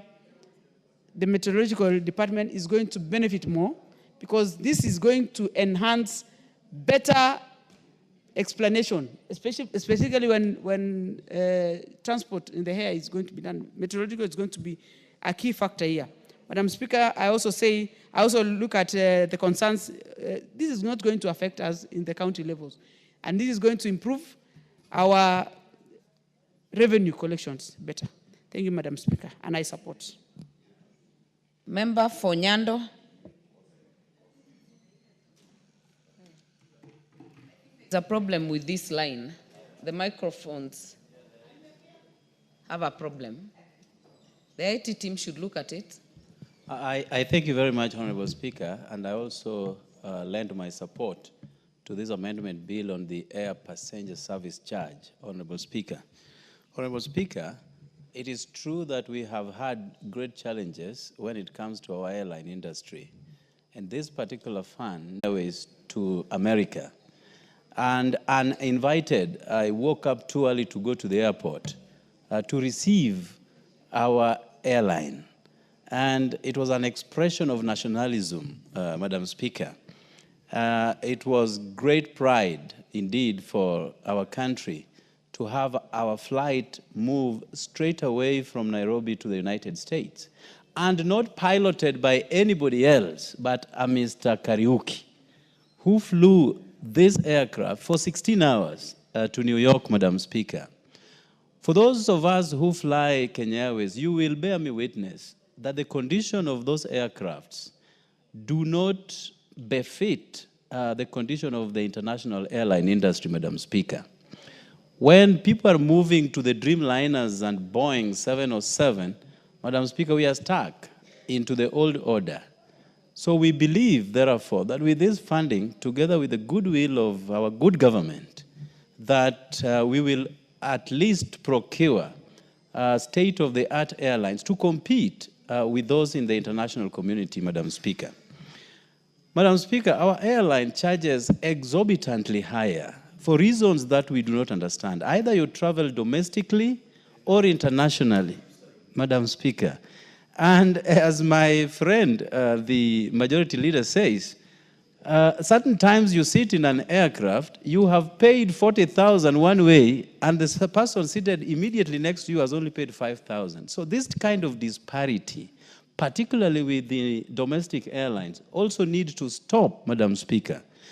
When Emirates and Qatar Airways charge much less, it is because they believe that they do not want to make much money as a country on airport transportation. They want to bring people into their nations in order that they buy, purchase, and stay in their countries, Madam Speaker. Even if you have a layover time of 3 hours in an airport, Madam Speaker, chances of you spending money either on food or freshening up or just buying things in the duty-free shops would be very high, Madam Speaker. And therefore, this kind of notion that we can only make money by overcharging passengers need to be taken to the back burner so that we bring more people into our country. Madam Speaker, we have lost a lot of our tourists to Ethiopia, to Zambia, to Zimbabwe, and many other African nations, Madam Speaker. Yet, Masai Mara is the 8th wonder of the world, not anywhere else, of the world. Therefore, we need to put more efforts in streamlining our airline industry so that we bring many, many people into this country in terms of tourists. Member for Game. I've just listened to the Honorable MP for Nyando. Insinuating that you have lost tourists to Zambia and other countries without giving a statistical reference and incontrovertible data. I'm sure, Jared, you have traveled all over. At least you remember I hosted you and Madam Speaker in my house in Morristown. Beside the point. But what is important, when you choose to give figures, give concrete figures. Thank you, Madam Speaker. Member for Nyando. Where did you host? What is that? The problem again. Oh, there's one here.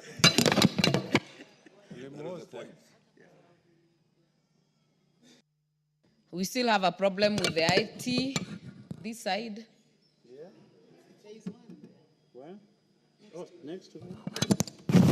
Yeah, I hope this works. Madam Speaker, that was just don't necessarily have to answer to that. Honorable Speaker, it is true that we have had our agriculture as our best earner for many, many years. And tourism has always been our number 2 best earner in terms of revenue collection. But that has since been overtaken by light industries, Madam Speaker.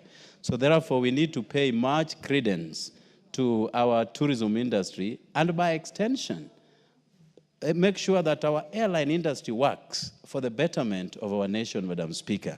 And therefore, I indeed support this motion, and I hope that it will inject a new impetus. Wait, Honorable Member for Nyando.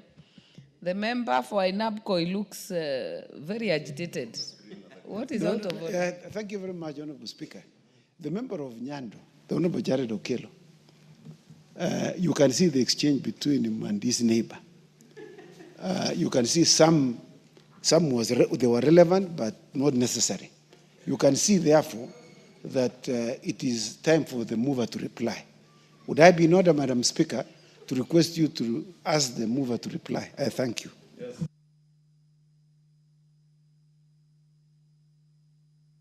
To reply.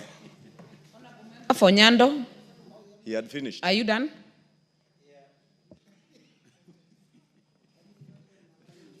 He had finished. Madam Speaker, fortunately, I got the statistics as regards to what we have lost as a nation. Honorable Speaker, in the year 2019, we did net $1.76 billion within the tourism industry. In 2022, it dropped down to 1.7 billion, therefore meaning we have lost 600 million towards the tourism sector. And the statistics continue, Madam Speaker. In the interest of time, I will not read it up to date.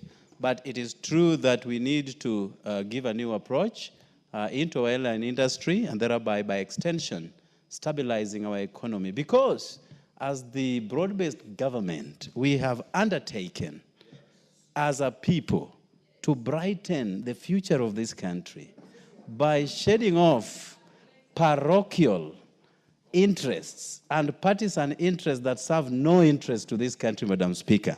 And therefore, when people hope from one state to another in the United States, castigating the country that they purportedly served with dedication, it does not serve our interests at all, Madam Speaker. Therefore, for those who are geared towards improving our nation, come back to this country, sit down with us, we will show you two things: either how to protest decently or to sit you down to tell you how to move a country under the broad-based government, Madam Speaker. And therefore, I thank you.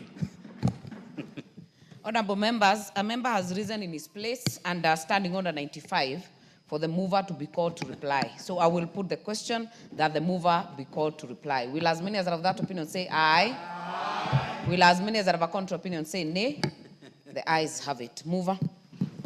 Thank you, Honorable Speaker. I beg to reply and thank all the members for the invaluable contributions on this bill. And as I said, towards the beginning of next week, we'll be going to Committee of the Whole House as we await amendments that members may propose. Thank you, Honorable Speaker. I beg to reply. Honorable members, I therefore put the question that the Air Passenger Service Charge Amendment Bill, National Assembly Bill number 35 of 2025, be read a second time. Will as many as are of that opinion say aye? Aye. Will as many as are of a contrary opinion say nay? The ayes have it. Next order. A bill for an act of Parliament to amend the Air Passenger Service Charge Act and for connected purposes. Order number 12, Committee of the Whole House.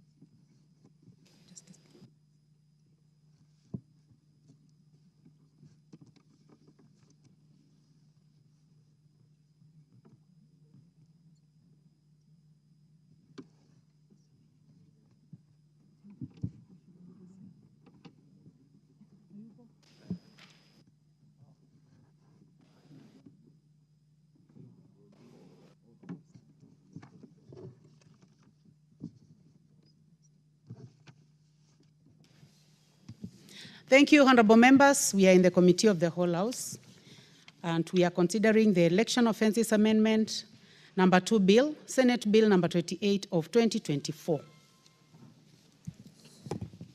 Clause 2. I propose the question that clause 2 be part of the bill. Mover. Majority Leader. Thank you, Honorable Speaker. Honorable Speaker, I beg to move that clause 2 be amended as is provided for on the order paper. Honorable Speaker, the justification for this, Honorable Speaker, is that Section 6H provides for the failure by a member of IBC or staff to declare the results of an election under the Elections Act. The provision already acknowledges the role of the chairperson of the IBC to declare the results of a presidential election within 7 days, as well as the role of other staff of IBC to declare the results of election immediately after closing of polling. Therefore, there is no need to cascade the offense. And also, the addition of unreasonably delay in declaring election results as an offense is necessary to consider the instances where a member of staff of IBC exceeds the reasonable time frame for declaring the election results. I beg to move. Thank you. I propose the question that clause 2 be amended as proposed by the Majority Leader. I don't see any interest in this, and I put the question that clause 2 be amended as proposed by Majority Leader. Will as many as have that opinion say aye? Aye. As many as have a contrary opinion say nay? The ayes have it. I now put the question that clause 2 as amended be part of the bill. Will as many as have that opinion say aye? Aye. Will as many as have a contrary opinion say nay? The ayes have it. Clause 3. I propose the question that clause 3 be part of the bill. There be no amendment. I put the question that clause 3 be part of the bill. As many as have that opinion say aye. As many as have a contrary opinion say nay. The ayes have it. Clause 4. I propose the question that clause 4 be part of the bill. Majority Leader. Honorable Speaker, I beg to move that clause 4 be amended as provided for on the order paper. And this is by deleting clause 4. The reason being that section 17 of the Act provides for the offenses relating to the use of technology in elections. The technology referred to by IBC here is equipment and processes used by IBC to carry out an election.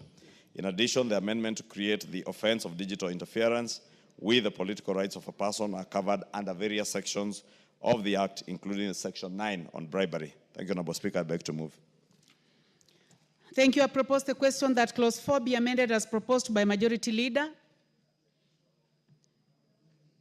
Are these members in the House? Honorable Jared Okello? Honorable Harold Kimuge Kipchumba, nominated member. Do you have interest in contributing to? Okay, no interest in this. So, honorable members, I now put the question that clause 4 be amended as proposed by Majority Leader. Will as many as have that opinion say aye? Will as many as have a contrary opinion say nay? The ayes have it. I now put the question that clause 4 as amended be part of the bill. Will as many as have that opinion say aye? Will as many as have a contrary opinion say nay? The ayes have it. Long title. I propose the question that the long title be the long title of the bill. I now put the question that the long title be the long title of the bill. Will as many as have that opinion say aye? Will as many as have a contrary opinion say nay? The ayes have it. Clause 1. I propose the question that clause 1 be part of the bill. There be no amendment. I put the question that clause 1 be part of the bill. Will as many as have that opinion say aye? Will as many as have a contrary opinion say nay? The ayes have it. We are finished, honorable members. I now call upon the mover. Honorable members, we have come to the end of that bill. I now call upon the mover. Majority Leader. It's co-sponsored. Okay, thank you. So, Honorable Minority Leader, please proceed. Honorable Mbui. Yeah, Honorable Chairperson, I beg to move that the committee do report to the House its consideration of the Election Offences Amendment number 2 Bill, Senate Bill number 28 of 2024, and its approval thereof with amendments. Thank you, honorable members. I put the question, which is that the committee do report to the House its consideration of the election offences amendment number 2 bill, Senate Bill number 28 of 2024, and its approval thereof with amendments. As many as are of that opinion say aye. As many as have a contrary opinion say nay. The ayes have it.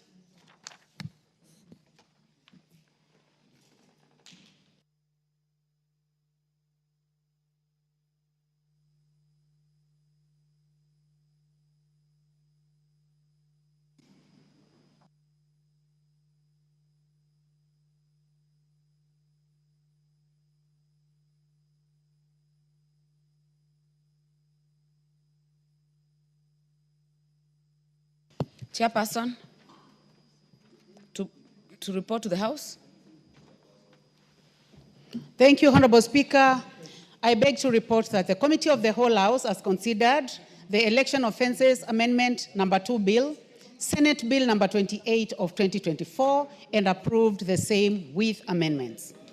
Mover, to move agreement. Who is the mover moving agreement? Mbui? Honorable Speaker, I beg to move that the House do agree with the committee in the said report.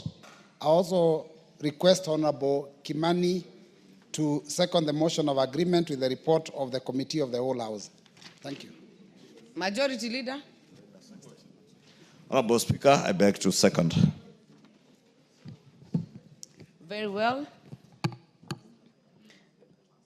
I therefore propose the question, which is that the House do agree with the committee in the said report. Do I put the question? I put the question that this House do agree with the committee in the said report. As many as have that opinion say aye. As many as have a contrary opinion say nay. The ayes have it. Mover to move that reading. Kathiani?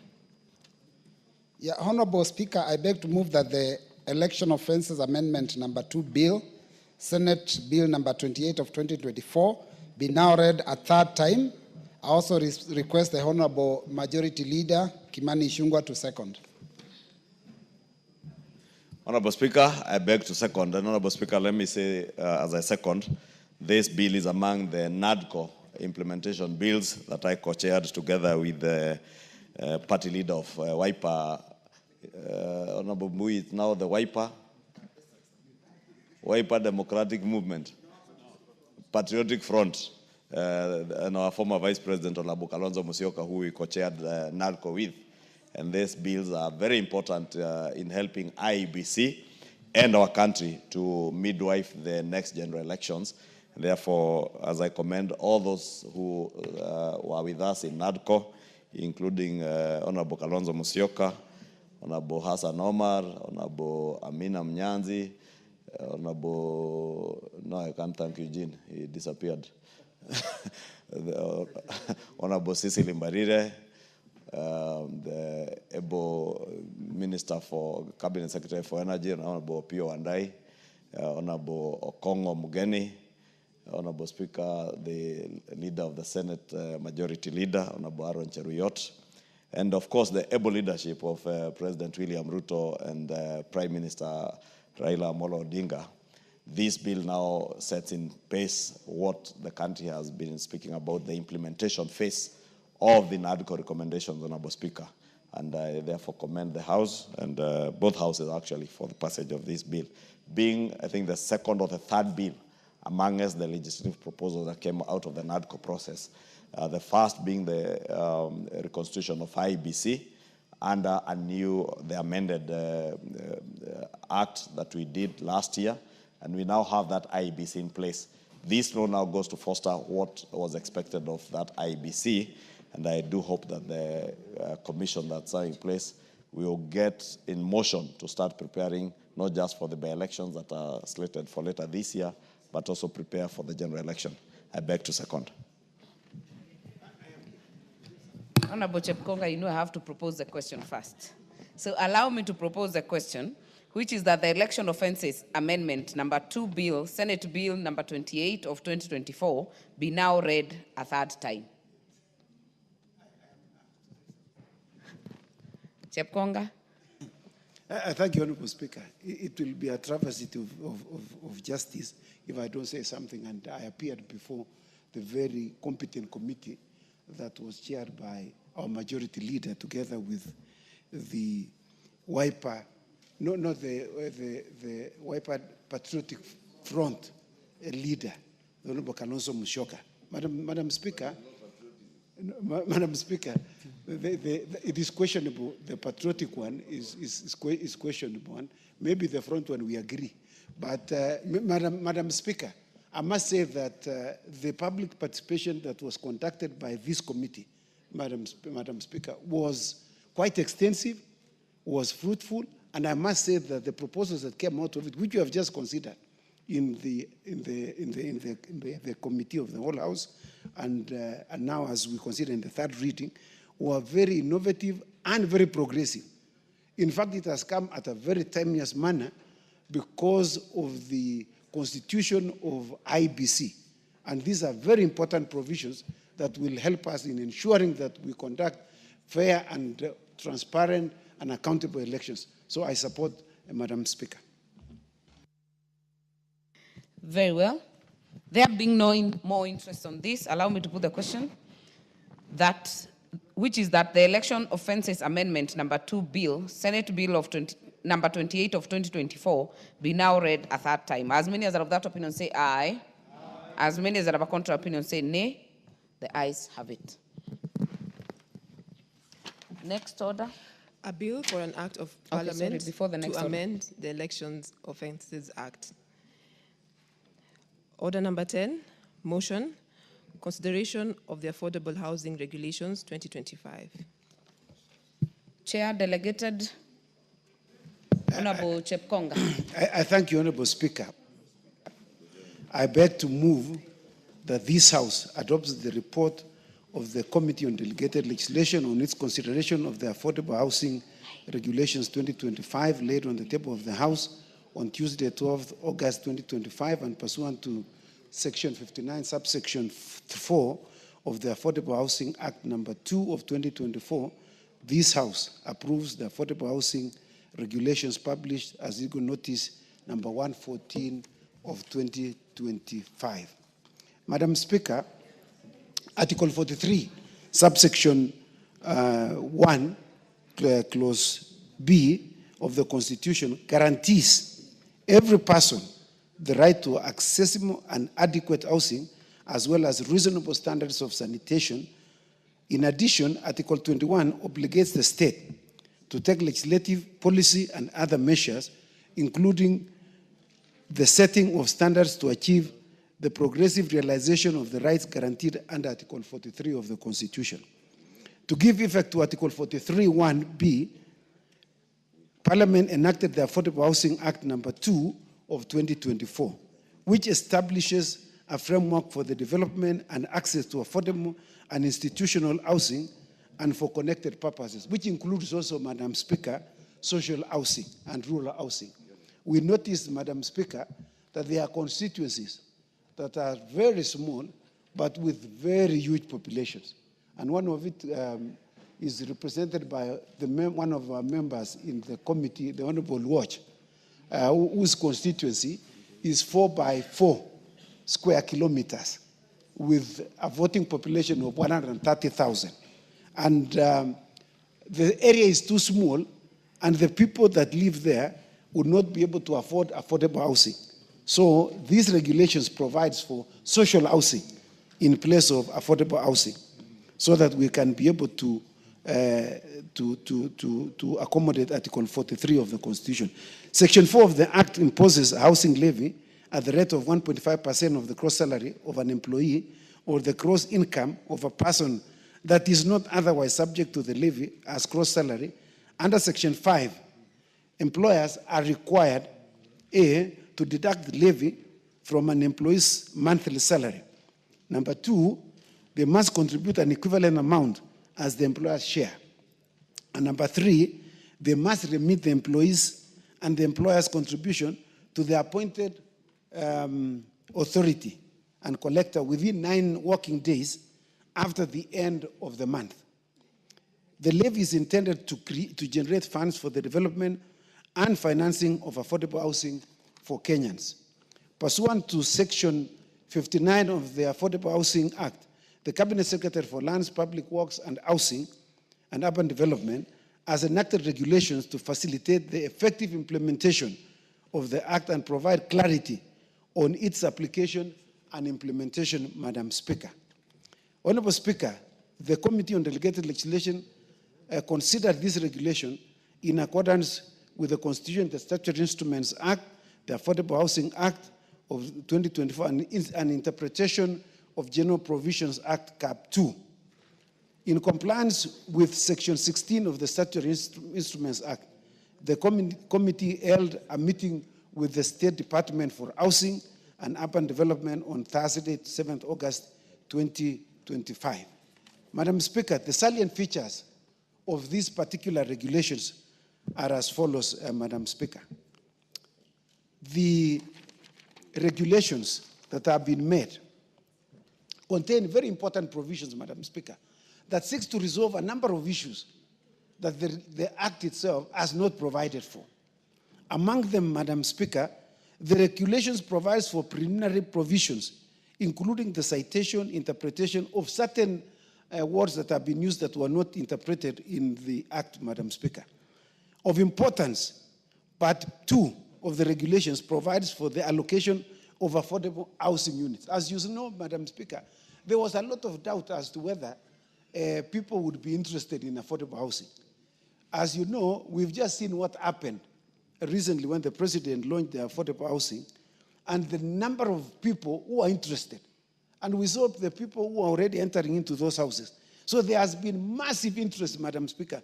And the Cabinet Secretary has therefore provided the criteria on allocation of these houses and why someone would be denied, and they would provide reasons. This part contains provision on eligibility criteria for allocation of an affordable housing unit, the procedure for allocation of an affordable housing unit, the procedure of the board to decline an application for an affordable housing unit that is not successful, the rate of deposit, which has been capped at 5% of the purchase price as provided under Regulation 7 of these regulations. The eligibility criteria. It also provides for eligibility criteria, how one qualifies to be allocated a house, Madam Speaker.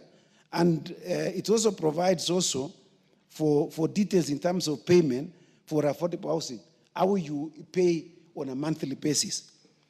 Regulation 11, Madam Speaker, provides for procedure for an application for a loan for the development of a rural affordable housing unit. Madam Speaker, we have found that this country is not similar in terms of the terrain and in terms of culture.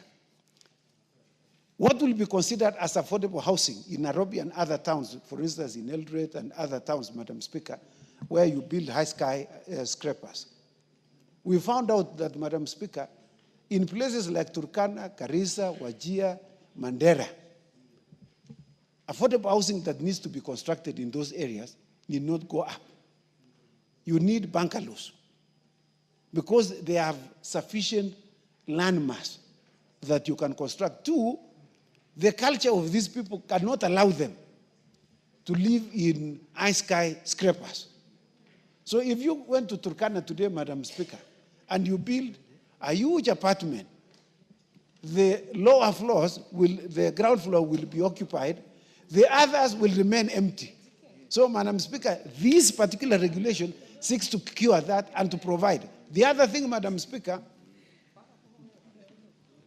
at the beginning, people thought that affordable housing does not include shops, does not include schools, does not include a police station. All these amenities are required to support the affordable housing that has been constructed. These regulations provides for construction of police stations, of shops, of schools within the complex that those houses have been constructed. Part 4, Madam Speaker, provides for the offtake of affordable housing units. Regulation 14 provides for a list of institutions that may offer financing for the offtake of this affordable housing. It sets out the requirements for approval of an application an application by an institution to offer financing for offtake under Regulation 15, and the procedure for approval for offtake where the institution certifies complies with the requirements of these regulations. Part 5 provides for interest rates for loans issued for purposes of purchasing an affordable housing or a social house that has been constructed, and for the development of rural homes. Part 6, Madam Speaker, provides for transfer of ownership of an affordable housing unit. This part sets out procedures for seeking consent for sale of an affordable housing, Madam Speaker. Madam Speaker, you know, this will deal with unscrupulous people who want to purchase affordable housing for purposes of speculation, so that they make it like it is their business. So what this regulation provides, that if you want to transfer, you must apply. And it also provides for the period. It provides for a period of 5 years within which you cannot transfer an affordable housing once you have purchased it.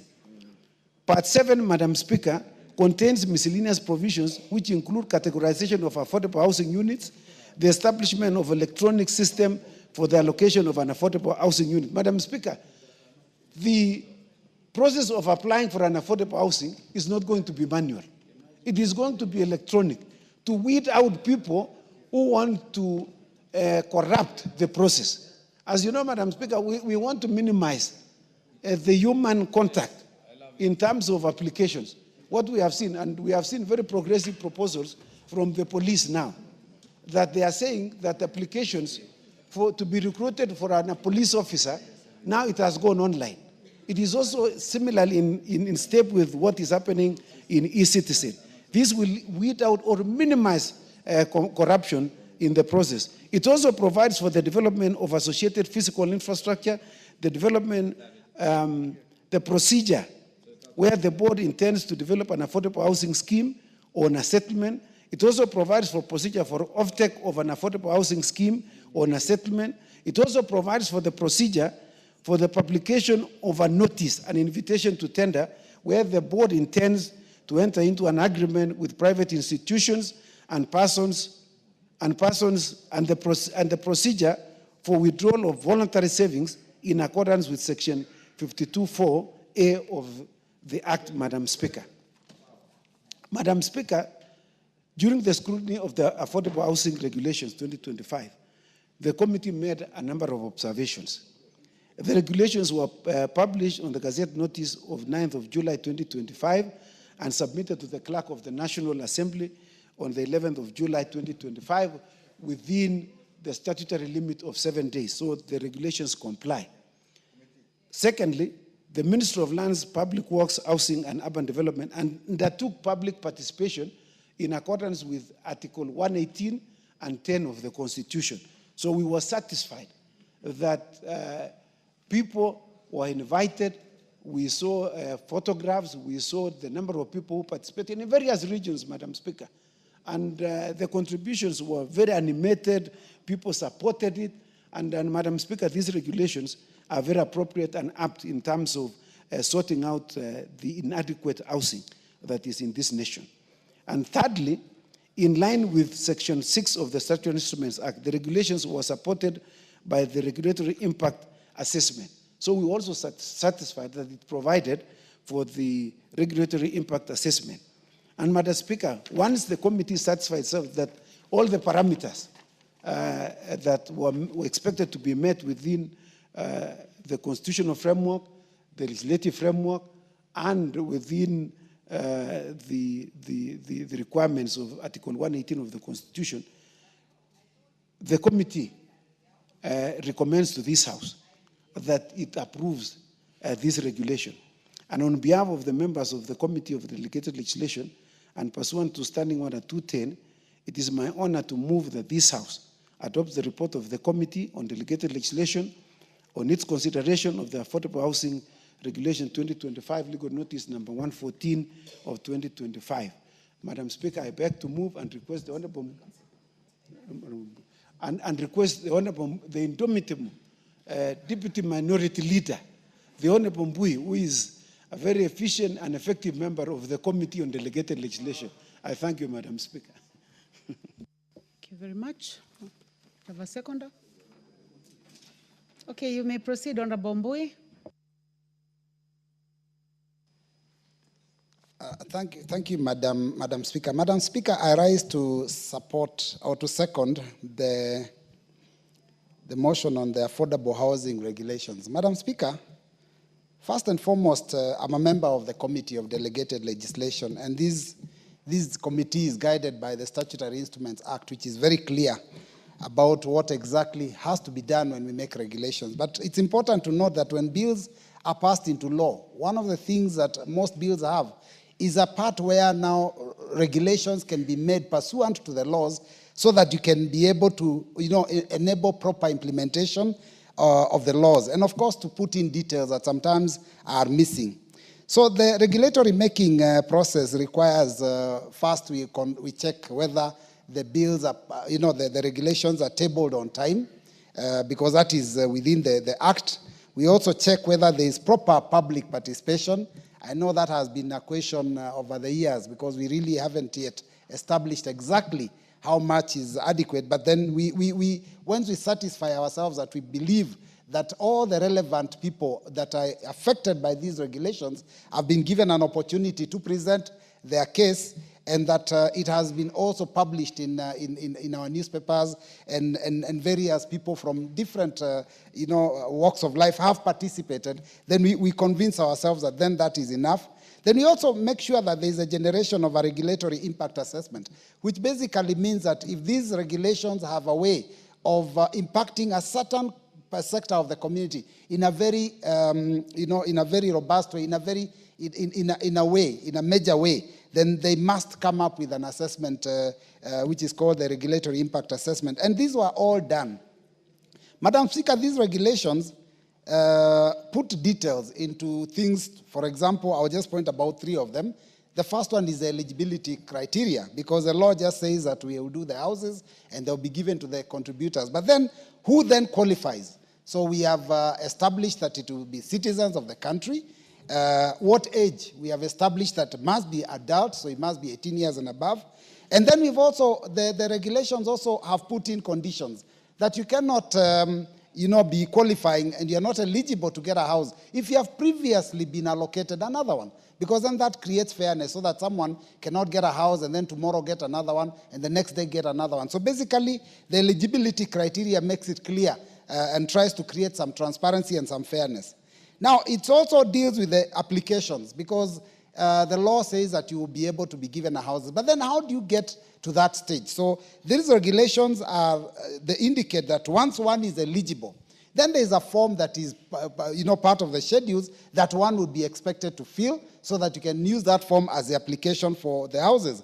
And then there is also now the board that is supposed to sit and verify the documents that have been tabled before it, and then evaluate the ability of the applicant to be able to repay the loan. So once that is confirmed, then therefore it goes to the next level. But then there's also timelines given, because sometimes if there's no timeline, then these boards can work forever on a simple thing. So it indicates that within 90 days, that whole process must be done. Now, once you are eligible and you have applied properly, then there is now the allocation criteria. And then they say that upon successful application to the board, then one shall be allocated the houses.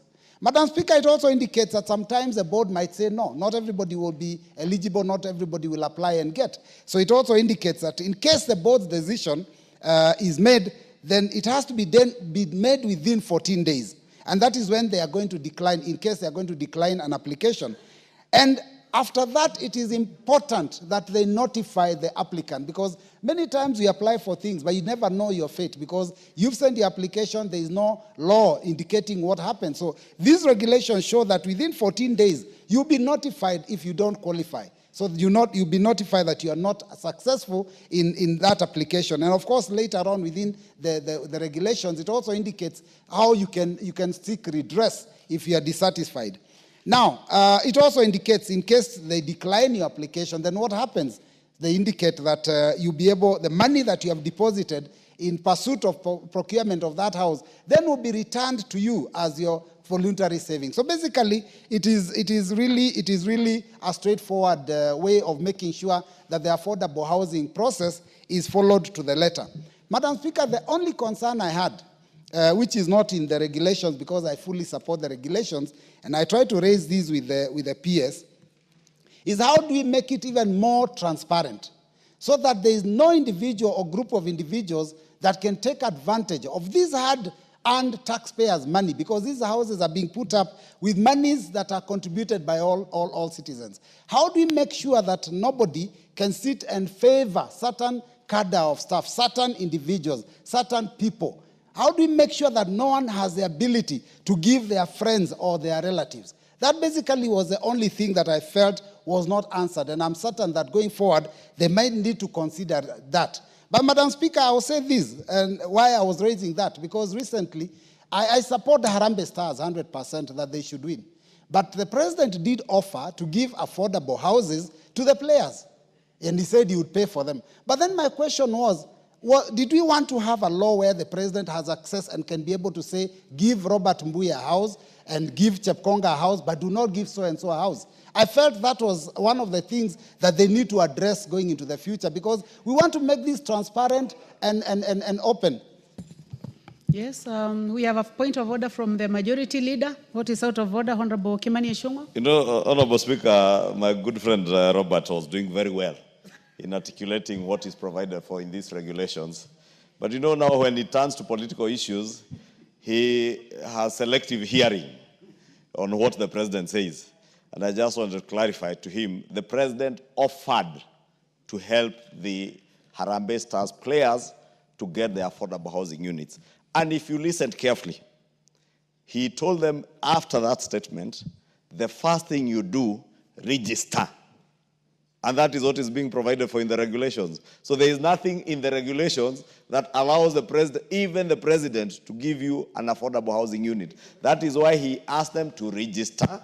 Then he will help them to pay for the deposit and get allocated the housing units. And that is exactly what you have been articulating there before, that the regulations provide for the criteria. And if you do not qualify, for instance, you may not qualify because you do not have a deposit. Therefore, the president is guaranteeing the Harambee Stars players that you will not fail to qualify because you did not have a deposit, since he will pay the deposit for them. And this is the spirit that we should be encouraging our Harambee Stars team to work with. And I was hoping that the Honorable Mbui would have now offered that the housing units that are being done in Machakos or in Kathiani, for instance, that he would also pay for a number of his constituents the deposits. Like I've offered to pay for 3 Mama Mbogas and 2 Boda riders in my constituency, affordable housing units for the housing units being done in Kikuyu. The deposit. Thereafter, they will be able to access the loans that are provided for here.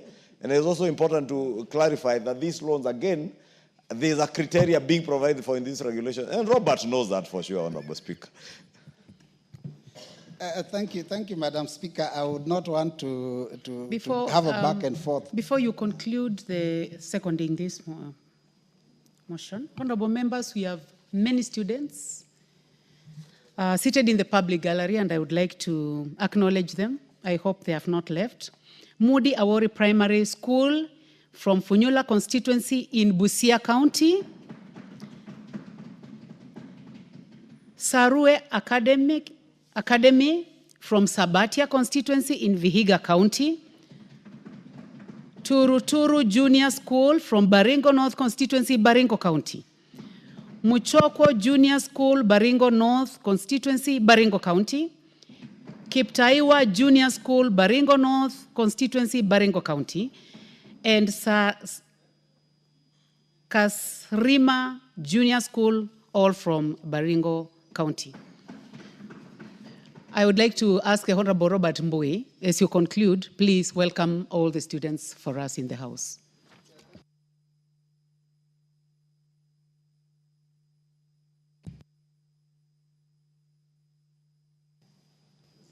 Please try Thank you, Madam Speaker. This one is working. On behalf of the House, thank you for this opportunity to welcome all those institutions that have come to the House of Parliament.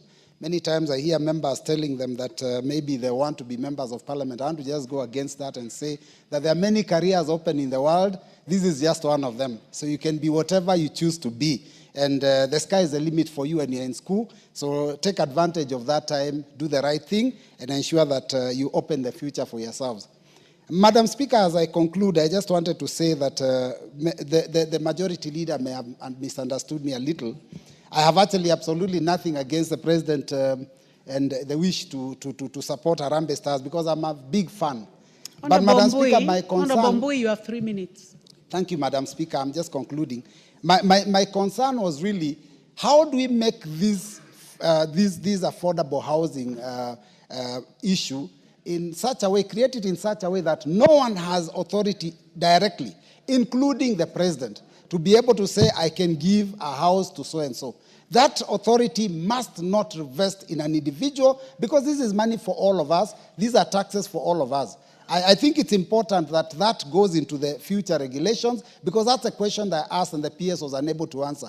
And I want, as we go forward, we make sure that we tighten because sometimes, and I'm not talking about the current regime, someone can be president and decide that all those houses will be given to their relatives and their friends at the expense of the taxpayer. So basically that is what I was saying. Let's just tighten the laws that we make in these houses. Make laws not for today, but for prosperity. Madam Speaker, with those remarks, I second. Honorable members, I now propose the question that this House adopts the report of the Committee on Delegated Legislation on its consideration of the Affordable Housing Regulations 2025, laid on the table of this House on Tuesday, 12th August 2025, and pursuant to provisions of Section 59(4) of the Affordable Housing Act, Act Number 2 of 2024, this House approves the Affordable Housing Regulations published as legal notice number 114 of 2025. Majority Leader. Thank you, Honorable Speaker. I beg to support this motion on the consideration of the Affordable Housing Regulations of 2025. Honorable Speaker, I hear what Robert Mbui says, Honorable Speaker, and it's indeed important that we have a set criteria first to determine who qualifies for affordable housing and how are these houses allocated. And that is precisely what these regulations, Honorable Speaker, are doing. Honorable Speaker, one of the things after President William Ruto commissioned and handed over the keys of Bukuru, affordable housing in Embakasi South, and later some other housing units in Kisumu and Homa Bay, and Kenyans got to see that, unlike what they were being told before, that this housing thing is all a lie. Because you remember many of our competitors on the political arena had said that this housing was a lie, it would never happen, is a conduit for theft, and this money would never build any houses, Honorable Speaker. And in fact, many have said in funerals and other political fora, asking, who told these people we want houses? Now, surprisingly, Honorable Speaker, the challenge now is on the demand. And therefore, it's imperative that we have regulations, as have been tabled before the Delegated Legislative Committee, regulations that will ensure that we have a clear criteria on how do we identify the beneficiaries of those houses, Honorable Speaker. Honorable Speaker, if you go to part 8 of these regulations, Honorable Speaker, on the miscellaneous provisions, it includes, Honorable Speaker, the categorization of affordable housing, because there is social housing, there is market rate housing, there is social housing, there is institutional housing. Therefore, this part categorizes what is an affordable housing unit, what is the social housing unit, and what is market rate or market value housing. For instance, the Honorable Robert Mbui, as we were saying, as a member of parliament, he cannot, under any circumstances, qualify for affordable housing or social housing. But he can qualify for market value, which he will pay much more, or myself, for instance, Honorable Speaker, and many other Kenyans who are able to pay for market rate housing, Honorable Speaker. And therefore, when you apply for a house, you'll be able to classify in your application whether you are applying for social housing, that is at the bottom of the pyramid, or affordable housing or market value housing, Honorable Speaker. The same part also speaks to the establishment of an electronic system for the allocation of affordable housing unit. And it says that this electronic system is what the mover of the motion was alluding to, that there will be no human intervention, Honorable Speaker. When I apply for my market rate house, I do not need to know the principal secretary or the minister. I do not need to know anybody in government. Honorable Speaker, I was shocked the other day, a good friend of mine who is a bishop, asking me, how can you help me to get allocated a unit at the Kikuyu Affordable Housing project? And I simply typed back on my WhatsApp message and told the bishop, good bishop, by simply registering in Bomayangu and following the instructions therein. Honorable Speaker, I've had friends in the diaspora who are asking the same questions.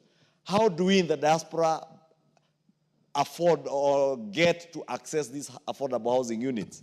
Some want to buy for their parents, some want to buy for themselves, some want to buy for their relatives back here. And I've told many of them, you do not need to know anybody. Honorable Speaker, you know, Kenyans, we are accustomed to, you must know somebody to get something. I want to tell Kenyans, you do not need to know anybody. Not the leader of majority, not the deputy leader of minority, Honorable Robert Mbui, not the leader of minority, nobody, not the PS, not the minister, not even the president. All you need to do is to know the procedure of registration through Bomayangu, contribute for your deposit. And Honorable Speaker, these regulations are also provided now for that deposit. Fortunately, that deposit has now been moved from 10% of the value of the house to only 5%. You only need to contribute. If a house is $1 million shillings, you only need 50,000 shillings now to be able to make a deposit, Honorable Speaker. And that is something Kenyans need to know. And I want to invite Kenyans from across the board, even those in the diaspora, my good bishop friends and church leaders who are asking how we can help them. We do not need to help you.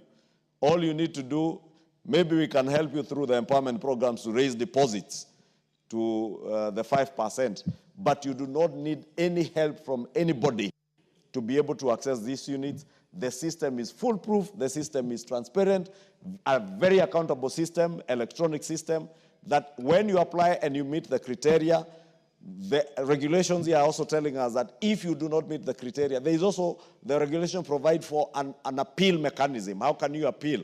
Probably it is a deposit that you have not met the threshold of the 5%. You can get back your deposit, you can continue saving and apply for another unit elsewhere. And you do not need necessarily to apply for a unit within your locality. I have been encouraging Kenyans. These houses being built in Nairobi are not for anybody. They are for the people of Kathiani, the people of Kikuyu, the people of Kisumu, the people of Karachuonyo, the people from Lodwar. Honorable Speaker, these regulations also have answered a very critical question. Honorable Speaker, if you allow me an extra minute so that I make that point. The question of rural housing. One of the salient issues during the second reading of this, the Affordable Housing Bill, before it became an act of parliament, was to answer those questions for those naysayers and the pessimists who are asking, who said we want houses? Everybody has a house in their rural areas. The Honorable Chepkonga, in moving this motion, has alluded to that fact, that there are those far-flung districts of our country where we have huge tracts of land. And if you go and build, for instance, high-rise housing in our rural areas where people have a lot of land, then they will ask you, how can we, for instance, Honorable Speaker, with immense respect to our pastoral communities, our brothers from Turkana are asking, how do we go and live in multi-dwelling units when we have all this land at our disposal? Honorable Speaker, now these regulations are creating the avenue for rural housing. And rural housing, it's not necessary for government institutions and the agencies involved in affordable housing to come and build a house for you. There is now an avenue for you to access money to go and build a house for yourself in your rural area. Therefore, those in Western Kenya who do not want high-rise buildings, those in northeastern Kenya, those in the northern part of Kenya, or in Masailand who do not want high-rise buildings, apartments, Honorable Speaker, can now access a loan. And the procedure is being provided for in these regulations. How do you access a loan to now go build the house you want? You want a bungalow, 5 bedrooms. All you need is to pay a deposit, access the mortgage, get the money, build the house. And of course, now the criteria on how to qualify, how they will supervise to ensure that that money is not diverted to buying cattle or goats. It goes towards ensuring that even Kenyans in rural areas are able to get housing, Honorable Speaker. These regulations are timely, Honorable Speaker, and therefore support and urge members to support and encourage Kenyans, Honorable Speaker, to access these houses through the platforms that are provided for, the electronic platforms. Start saving through Boma Yangu and build your 5% deposit. As I said, the deposit has come down to 5% from 10% that was provided for earlier, Honorable Speaker. And this is encouraging because even within the banking industry, Honorable Speaker, there is no bank that will give you a house at 5% deposit. But through this affordable housing program, Honorable Speaker, Kenyans will now be able to access housing, become homeowners, and generate wealth for themselves and their families and be able to grow our economy, Honorable Speaker. As we say that this affordable housing program is not just about affording houses to Kenyans. It's about our economy, growing our economy, creating jobs for people, creating opportunities, Honorable Speaker, for industrialization of our country. Today, Honorable Speaker, we have new cement factories in this country. We have new steel manufacturing companies, Honorable Speaker, that are rising every day out of this affordable housing process, Honorable Speaker, including the growth of our TVET and technical skills institutions, Honorable Speaker, that are training young men and women, Honorable Speaker. Last week, the President did announce that we will now embark on another program where graduates from our TVET and technical institutions, Honorable Speaker, will be guaranteed of internship programs in the affordable housing units, whether they're architects, whether they're draftsmen, whether they are artisans, whether they're electricians, or other technicians, Honorable Speaker. Therefore, these programs offers the Kenyan people, and especially our unemployed youth, immense opportunities, and I beg that we all support to make it become a reality across the country. To the naysayers, Honorable Speaker, those who are asking whether people in the rural areas want houses, now they can see we are able to provide good housing with good sanitation to our rural communities, Honorable Speaker, by affording them the opportunity to access loans and Thank you. The Honorable, I've been seeing this Honorable Harold Kimunge Kipchumba nominated. If he left, then I think you should just remove it from the screen. Okay, the Honorable Irene Mayaka, nominated member. Thank you, Honorable Speaker, for the opportunity to support the regulations from the delegated committee. Honorable Speaker, looking at these particular regulations, I first want to refer the House back to Article 43 of the Constitution, which is very specific in the sense that it talks about right to accessible and adequate housing and with reasonable standards of sanitation. Honorable Speaker, this is very specific in terms of what the Constitution provides. But in order for the Constitution to be actualized, it is upon this House to offer regulations that actually actualize this particular regulation. And Honorable Speaker, I've looked at the regulation in terms of the different parts and what it has provided, where Part 2 speaks about eligibility criteria for allocation of an affordable housing unit. And Honorable Speaker, this is in particular is very important because we have had situations where a lot of people do not know where to go and who to talk to in terms of getting access to affordable housing, because also, Honorable Speaker, the uptake has been extremely high in the recent 1 year.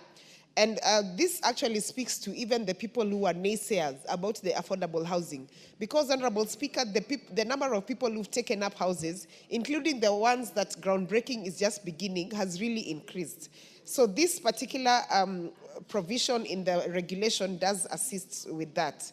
Honorable Speaker, Part 3 speaks about public institutions and provision of institutional housing. Again, this is very important because we have very many colleges, Honorable Speaker, in different parts of the country. We have KMTCs, we have universities in different parts of the country. We have different institutions that actually have a need for affordable housing. And therefore, this particular part is really going to help with that because it then gives regulations in terms of how the approach towards this. Honorable Speaker, Part 4 speaks about the offtake. It sets out requirements on approval of an institution to offer financing for offtake and procedures for approval. Because, Honorable Speaker, we do have a lot of financial institutions that want to plug into this particular noble cause, but they've not been able to do so adequately because there was no regulation in place. So, Honorable Speaker, because of this particular Part 4 regulation that offers the offtake plan and how financial institutions should come in place, I really want to encourage Honorable Mayaka, I realize I can now see the card for the Honorable Patrick Ntwiga Chuka Igamba Ngombe. Are you saying that your card has been on from the time you sat from morning? And I noted that you have been there throughout. Honorable members, I would like to apologize. I have information that you may have inserted your card, but you are not able to see on the screen. So in case you want to contribute, please also make use of your hand. But for now, you may conclude, Honorable Mayaka. Thank you, Honorable Speaker. Honorable Speaker, I'll also make this very brief so that other members can have an opportunity. Honorable Speaker, also Part 6 speaks about transfer of ownership of affordable housing units, which is very significant because in the African tradition and where we find ourselves in this particular country, a lot of people want an opportunity to be able to transfer ownership to either their families or their heirs or people who are dependent on them. And therefore, this particular regulation does give provisions for that particular circumstance. And finally, Honorable Speaker, is to look at Part 8, which speaks about electronic system for the allocation of an affordable housing unit. And Honorable Speaker, I am a very big proponent of using electronic system in these particular situations because they are less prone to error than using manual systems, and also because they make this, the process become more easier and more seamless. Therefore, Honorable Speaker, I'd just like to urge fellow members to support this particular regulation because they are meant to assist in ensuring that the Affordable Housing Act does come into effect in a proper manner and in a manner that actually seeks to serve our people. With those few remarks, I support and I submit. I thank you. Thank you very much. Honorable Timothy Toroitich, member for Marakwet West. Thank you, Honorable Speaker, for giving me an opportunity to contribute on this, on the approval of these particular regulations. That is the Affordable Housing Regulations of number 114 of 2025. Honorable Speaker, these regulations are very important because they are made pursuant to Section 59 of the Affordable Housing Act, which provides, Honorable Speaker, that for proper implementation of the legislation, then the regulation must be in place so that the Affordable Housing Act can be implemented effectively. Honorable Speaker, of importance is the reduction of the deposit from the initial 10% to 5%. Honorable Speaker, that is very important so that every Kenyan can be able to get a house in this country if he wants to purchase. Honorable Speaker, if there is a reason for the current president to be re-elected, then, Honorable Speaker, we only need one reason, and that reason is the affordable housing in this country. Honorable Speaker, it has given a platform to every Kenyan who can be able to make that deposit and to pay a very small amount of money. Then that Kenyan can be able to get that particular housing. Honorable Speaker, the only challenge I have, and I want to bring to attention of Honorable Chief Konga, Honorable Chepkonga, who is the chair of this committee, if you read, Honorable Speaker, under section 59.3.2, 59.3, it says, the CS shall table before Parliament the regulations made under this section within 30 days of the commencement of this act. Honorable Speaker, that is the law, that it should have been brought 30 days before the commencement of the Affordable Housing Act. And the date of commencement of the Affordable Housing Act was the date of the assent. So even as a House in future, I think we should be careful when drafting these particular provisions of law so that we give time to the executive to prepare these particular regulations. But, Honorable Speaker, irrespective of that, I still support so that we can be able to fully implement and effect this particular Affordable Housing Act. Finally, Honorable Speaker, I also want to call upon the Committee on Delegated Legislation to think and rethink about the process of making regulations in this country. Because if you give the executive power to make law, and this House has no role in amending a statutory instrument, then we are taking the power of lawmaking from this House. Because, Honorable Speaker, as it is, these regulations have come from the executive. This House, as an option, as the only option that we have, is to either accede to it as a whole or annul without amending even a comma. So in future, this committee of Chepkonga should sit down and reason and amend the Statutory Instruments Act of 2013 so that this House can have a say and have a say in terms of these instruments so that we can even amend or make certain suggestions. Having said that, Honorable Speaker, I support these particular regulations, and if there is no any other reason for the re-election of William Ruto, the affordable housing is enough to re-elect him for a second term. Thank you, Honorable Speaker. 2 term.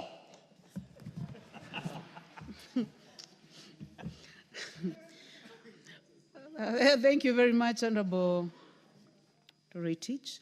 Honorable members, I would like to reorganize business for the purpose of tabling reports, and I would like to give the first opportunity to the Honorable Gikaria. Thank you, Honorable Speaker. I beg to Honorable Speaker, I beg to lay the following paper on the table of the House today, Thursday, 14th August 2025. Joint report of the Departmental Committee on Energy and Select Committee on Public Debt and Privatization on the consideration of sessional paper number 2 of 2025 on the proposed privatization of Kenya Pipeline Company Limited.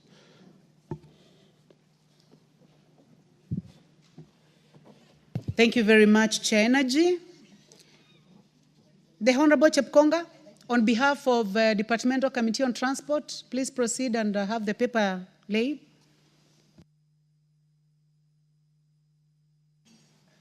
I thank you, Honorable Speaker. Honorable Speaker, I beg to lay the following paper on the table of the House today, Thursday, 14th August 2025. Report of the Departmental Committee on Transport and Infrastructure on its consideration of the Air Passenger Service Charge Amendment Bill, National Assembly Bill number 35 of 2025. I thank you, Madam Speaker. Thank you very much, Honorable Chepkonga. And the Honorable Bashir, on behalf of Departmental Committee on Security.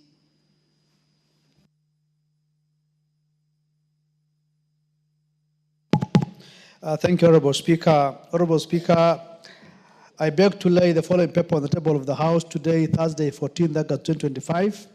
A report of the Departmental Committee on Administration and Internal Security on its approval hearing of 2 nominees for appointment as a chairperson and member of the National Police Service Commission. Thank you. Thank you very much.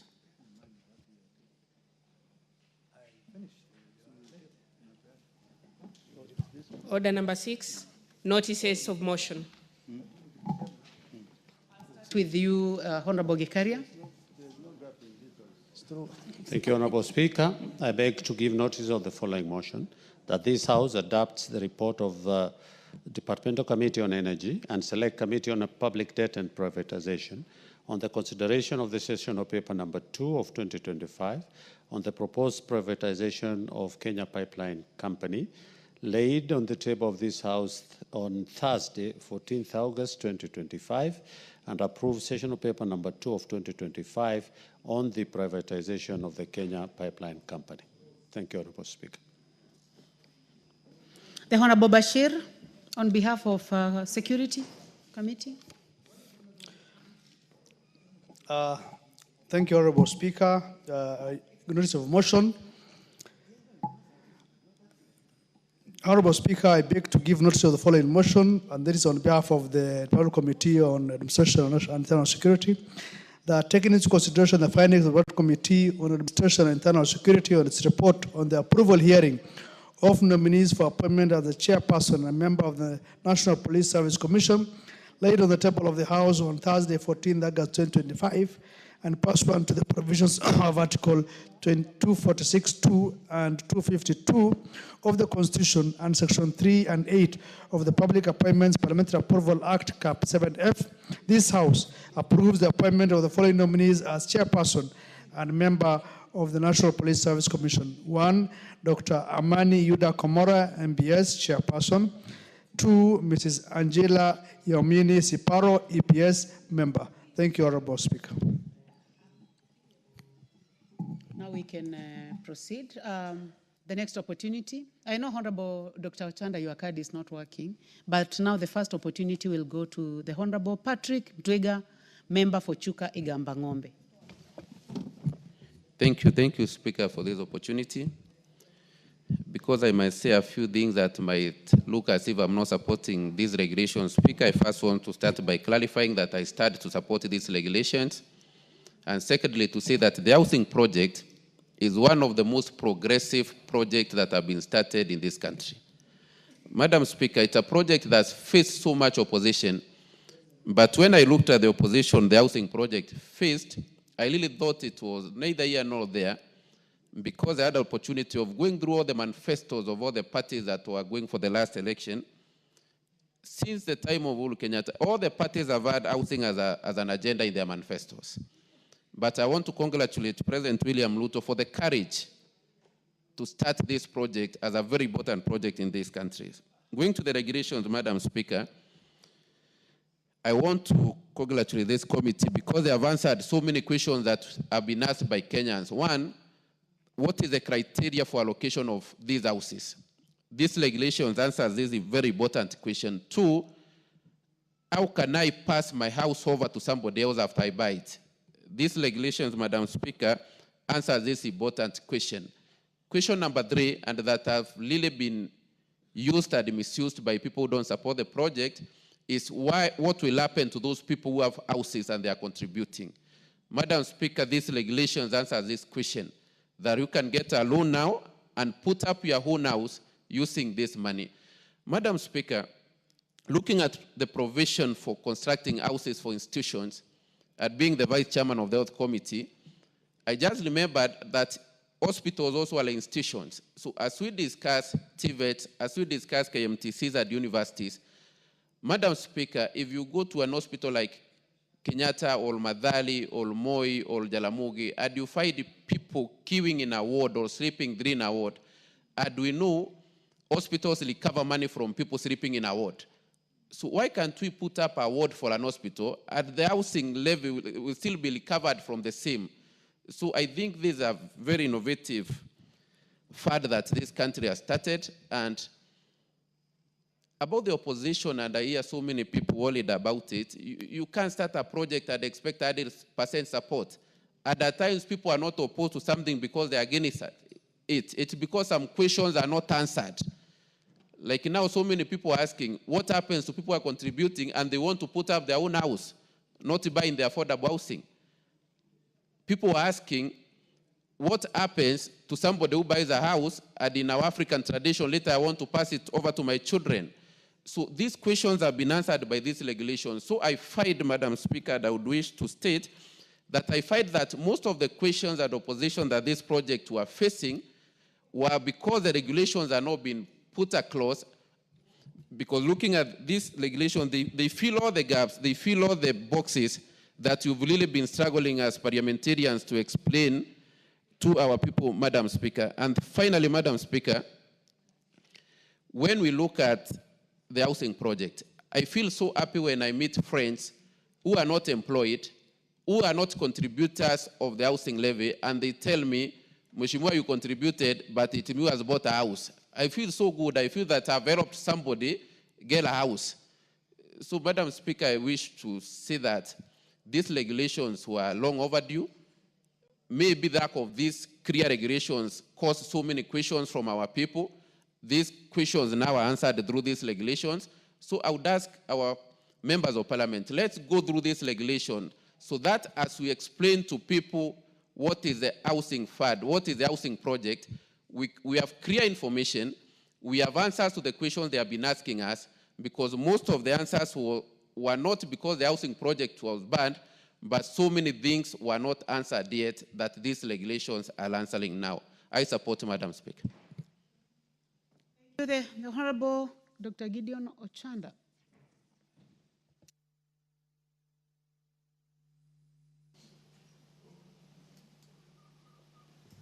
Thank you, Madam Speaker. Madam Speaker, one thing that we have to recognize, and the chair needs to recognize this much more than anybody else, is that we are late with the regulation. It's very good, it's very necessary, but we are late with it. Remember, as we are debating about the regulation now, people had started paying 1.5 years ago. And they were paying minus any guidance. So in my view, Madam Speaker, I think the Department of Housing needs to be guided seriously that by the time this thing is adopted, they need to simplify it in a manner that people can consume it quickly, so that it helps everybody else to understand this process that's going on, this scheme. Madam Speaker, having said that, we've had housing schemes, I think since 69, 68, we've had housing schemes. And as at now, Kenyans are sometimes trying to forget that these housing schemes are also still running. So everybody's trying to get to the new arrangement of affordable housing as though there is no any other. Those old schemes that we've known all along are still running. They are going on.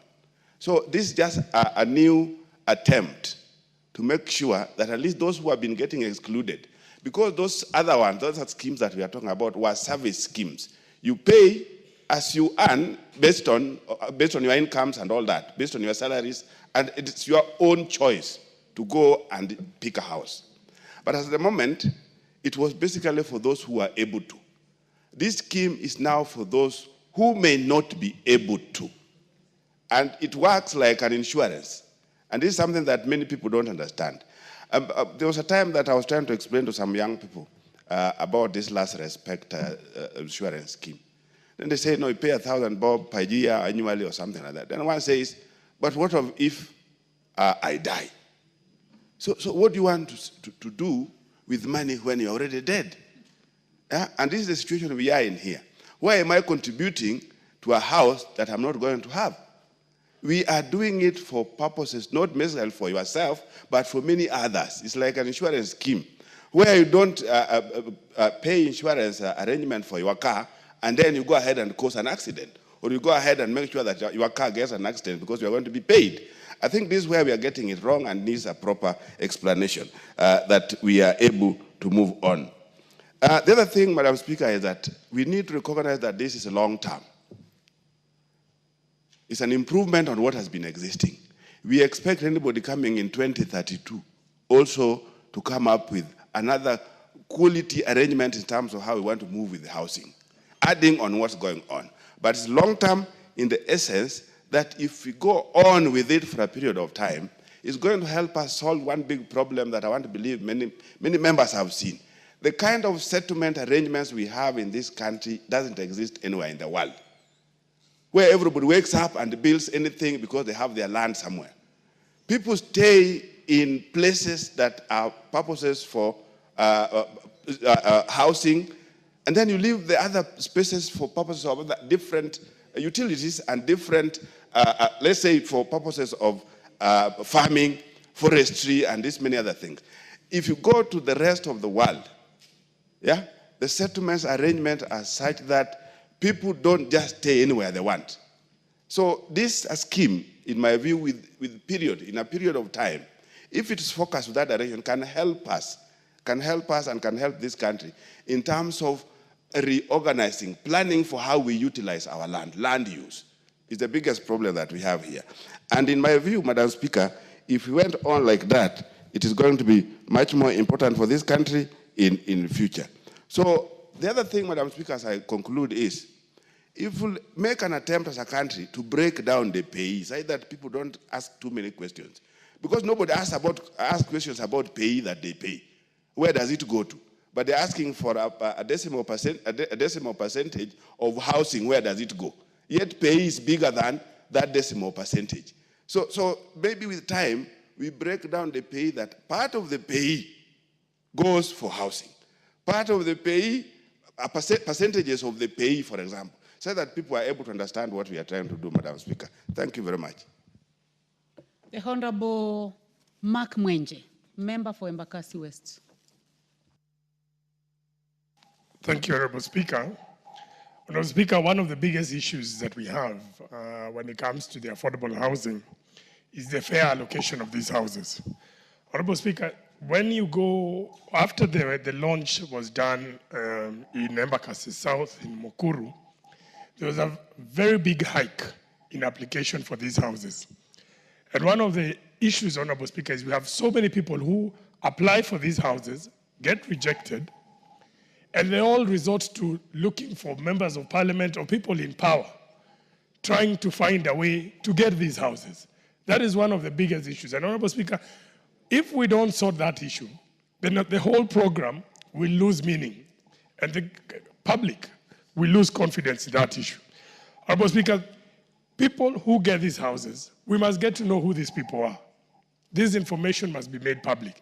In this part 2 that provides for allocation of affordable houses, we must ensure that it is clear how these houses have been applied for and who are the beneficiaries of these houses, Honorable Speaker.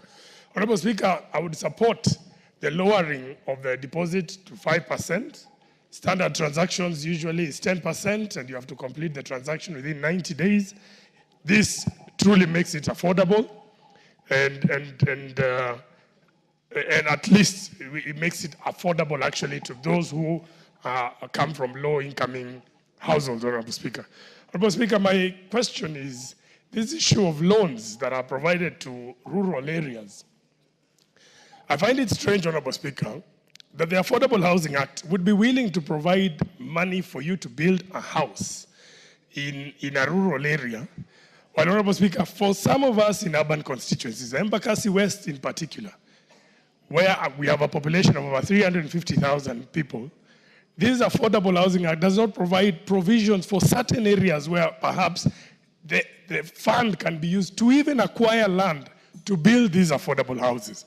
So, Honorable Speaker, I find it strange that there are areas here in Nairobi, and I'll be specific, Embakasi North, Embakasi West, Embakasi East, and I know there are other areas also, I'm sure in other urban constituencies, where we've got no land to build these affordable houses, but we have our people who are paying this money.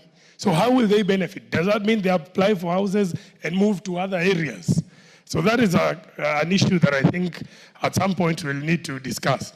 Honorable Speaker, this issue, and perhaps the chairman will need to clarify further the issue for institutional housing, the issue of renovation of some of these houses, which I think can be a positive idea, especially considering some of the houses in Nairobi where, for instance, where the police live, where some of the civil servants live, if those houses can be renovated under this program, that is something quite welcome. But more importantly, I'd be keen whether this can also apply to county houses. If you look at the houses, some of them which I even have in my constituency in Karubangi South, Honorable Speaker, the houses, I know that the residents there would be very much willing if the affordable housing program can partner with the county. Honorable Gishimu, your hand is up. You have a point of order? Yes, what is out of order? Yes, Honorable Speaker, listening to Honorable Mwenje and all the other speakers, I rise under Standing Order 95. And owing to the importance of these regulations for purposes of effecting the houses that have already been delivered, I think it's important that the mover be called to reply so that we can put this matter to rest. Honorable Speaker. Well,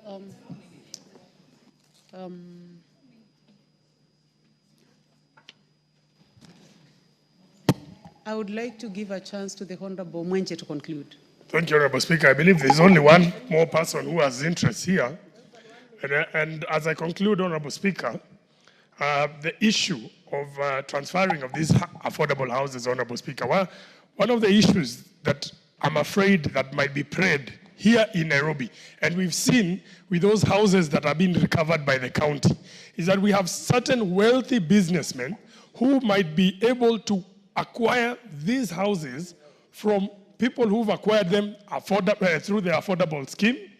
And then these people, because they are wealthy, they'll go out there and just offer money and acquire these houses. Honorable Speaker, I'm hoping that these provisions will protect those people who acquire these houses so that we ensure that we don't have those wealthy people here in Nairobi and elsewhere acquire these houses from these poor people, which eventually they'll end up moving back to the slums again because the lure for getting the money is quite there and available. So that's something I'm hoping will be provided for in these regulations. With that, thank you, Chair. Thank you, Honorable Speaker. Ishimo, I take note of what you said, but however, I would like to give a chance to the Honorable Wanjiku Muhia. Wanjiku Muhia, are you able to make it short? In fact, I'll do in the interest less of than time. 2 minutes. Thank you, Honorable Speaker. First, I start to oppose these regulations because in the first place, this scheme is implemented in the wrong way. Honorable Speaker, Kenyans have been asking, why do they pay money through the levy, the housing levy? The land belongs to the government, and government land is also bought or purchased through taxes, and again, they go and pay when they are purchasing. For this reason, Honorable Speaker, I oppose these regulations. They are even not timely. They could have come way before, but I could support this program and these regulations if these houses were built next to the institutions, because we see how our university students are suffering, looking for hostels here and there. If these houses were built next to the hospitals like Kenyatta Referral and others, because we know even at the hospitals, the patients are still suffering. Otherwise, it does not make sense, and the one-term movement will be realized by the taxpayers who pay house levy, and this should be order number 1 to abolish the housing program at Kasarani by the incoming government of United Opposition. Thank you, Honorable.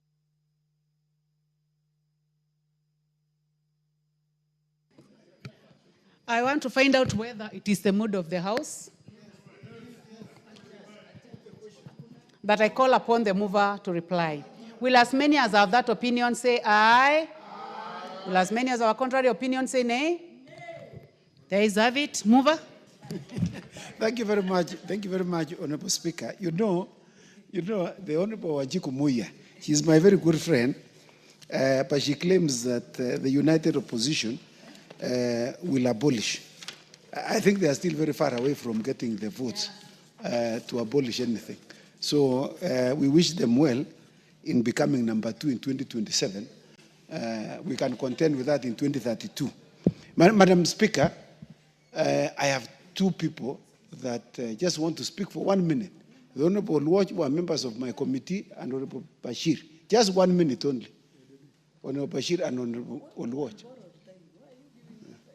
Actually, you are completely out of order. Okay, I'm out of order. I thank you, Honorable Speaker. Honorable Speaker, there was Honorable Kipchumba Timothy raised the question of whether these regulations were tabled within the specified period of 30 days. Madam Speaker, the draft regulations were indeed tabled within 30 days. And then we asked them to conduct public participation. That's the reason why. And I think the Committee on Housing must be very careful. You don't make a law that cannot be complied with. Surely you cannot ask somebody to make regulation within 30 days, conduct public participation. It is not possible because they have to get views from members or citizens of this country across the country. So it's important that this is considered. I thank you, Madam Speaker, and thank every member who has contributed, and I beg to reply. I thank you. Thank you very much. Honorable members, I now put the question that this House adopts a report of the Committee on Delegated Legislation and on its consideration of the Affordable Housing Regulation 2025, laid on the table of the House on Tuesday, 12th August 2025, and pursuant to the provisions of Section 59(4) of the Affordable Housing Act, Act number 2 of 2024, this House approves the Affordable Housing Regulations published as legal notice number 114 of 2025. As many as are of that opinion say aye. As many as of a contrary opinion say nay. The ayes have it. Honorable members, and the time now being 2 minutes past 1 p.m., this House stands adjourned until today, Thursday, 14th of August, 2025 at 2:30 p.m.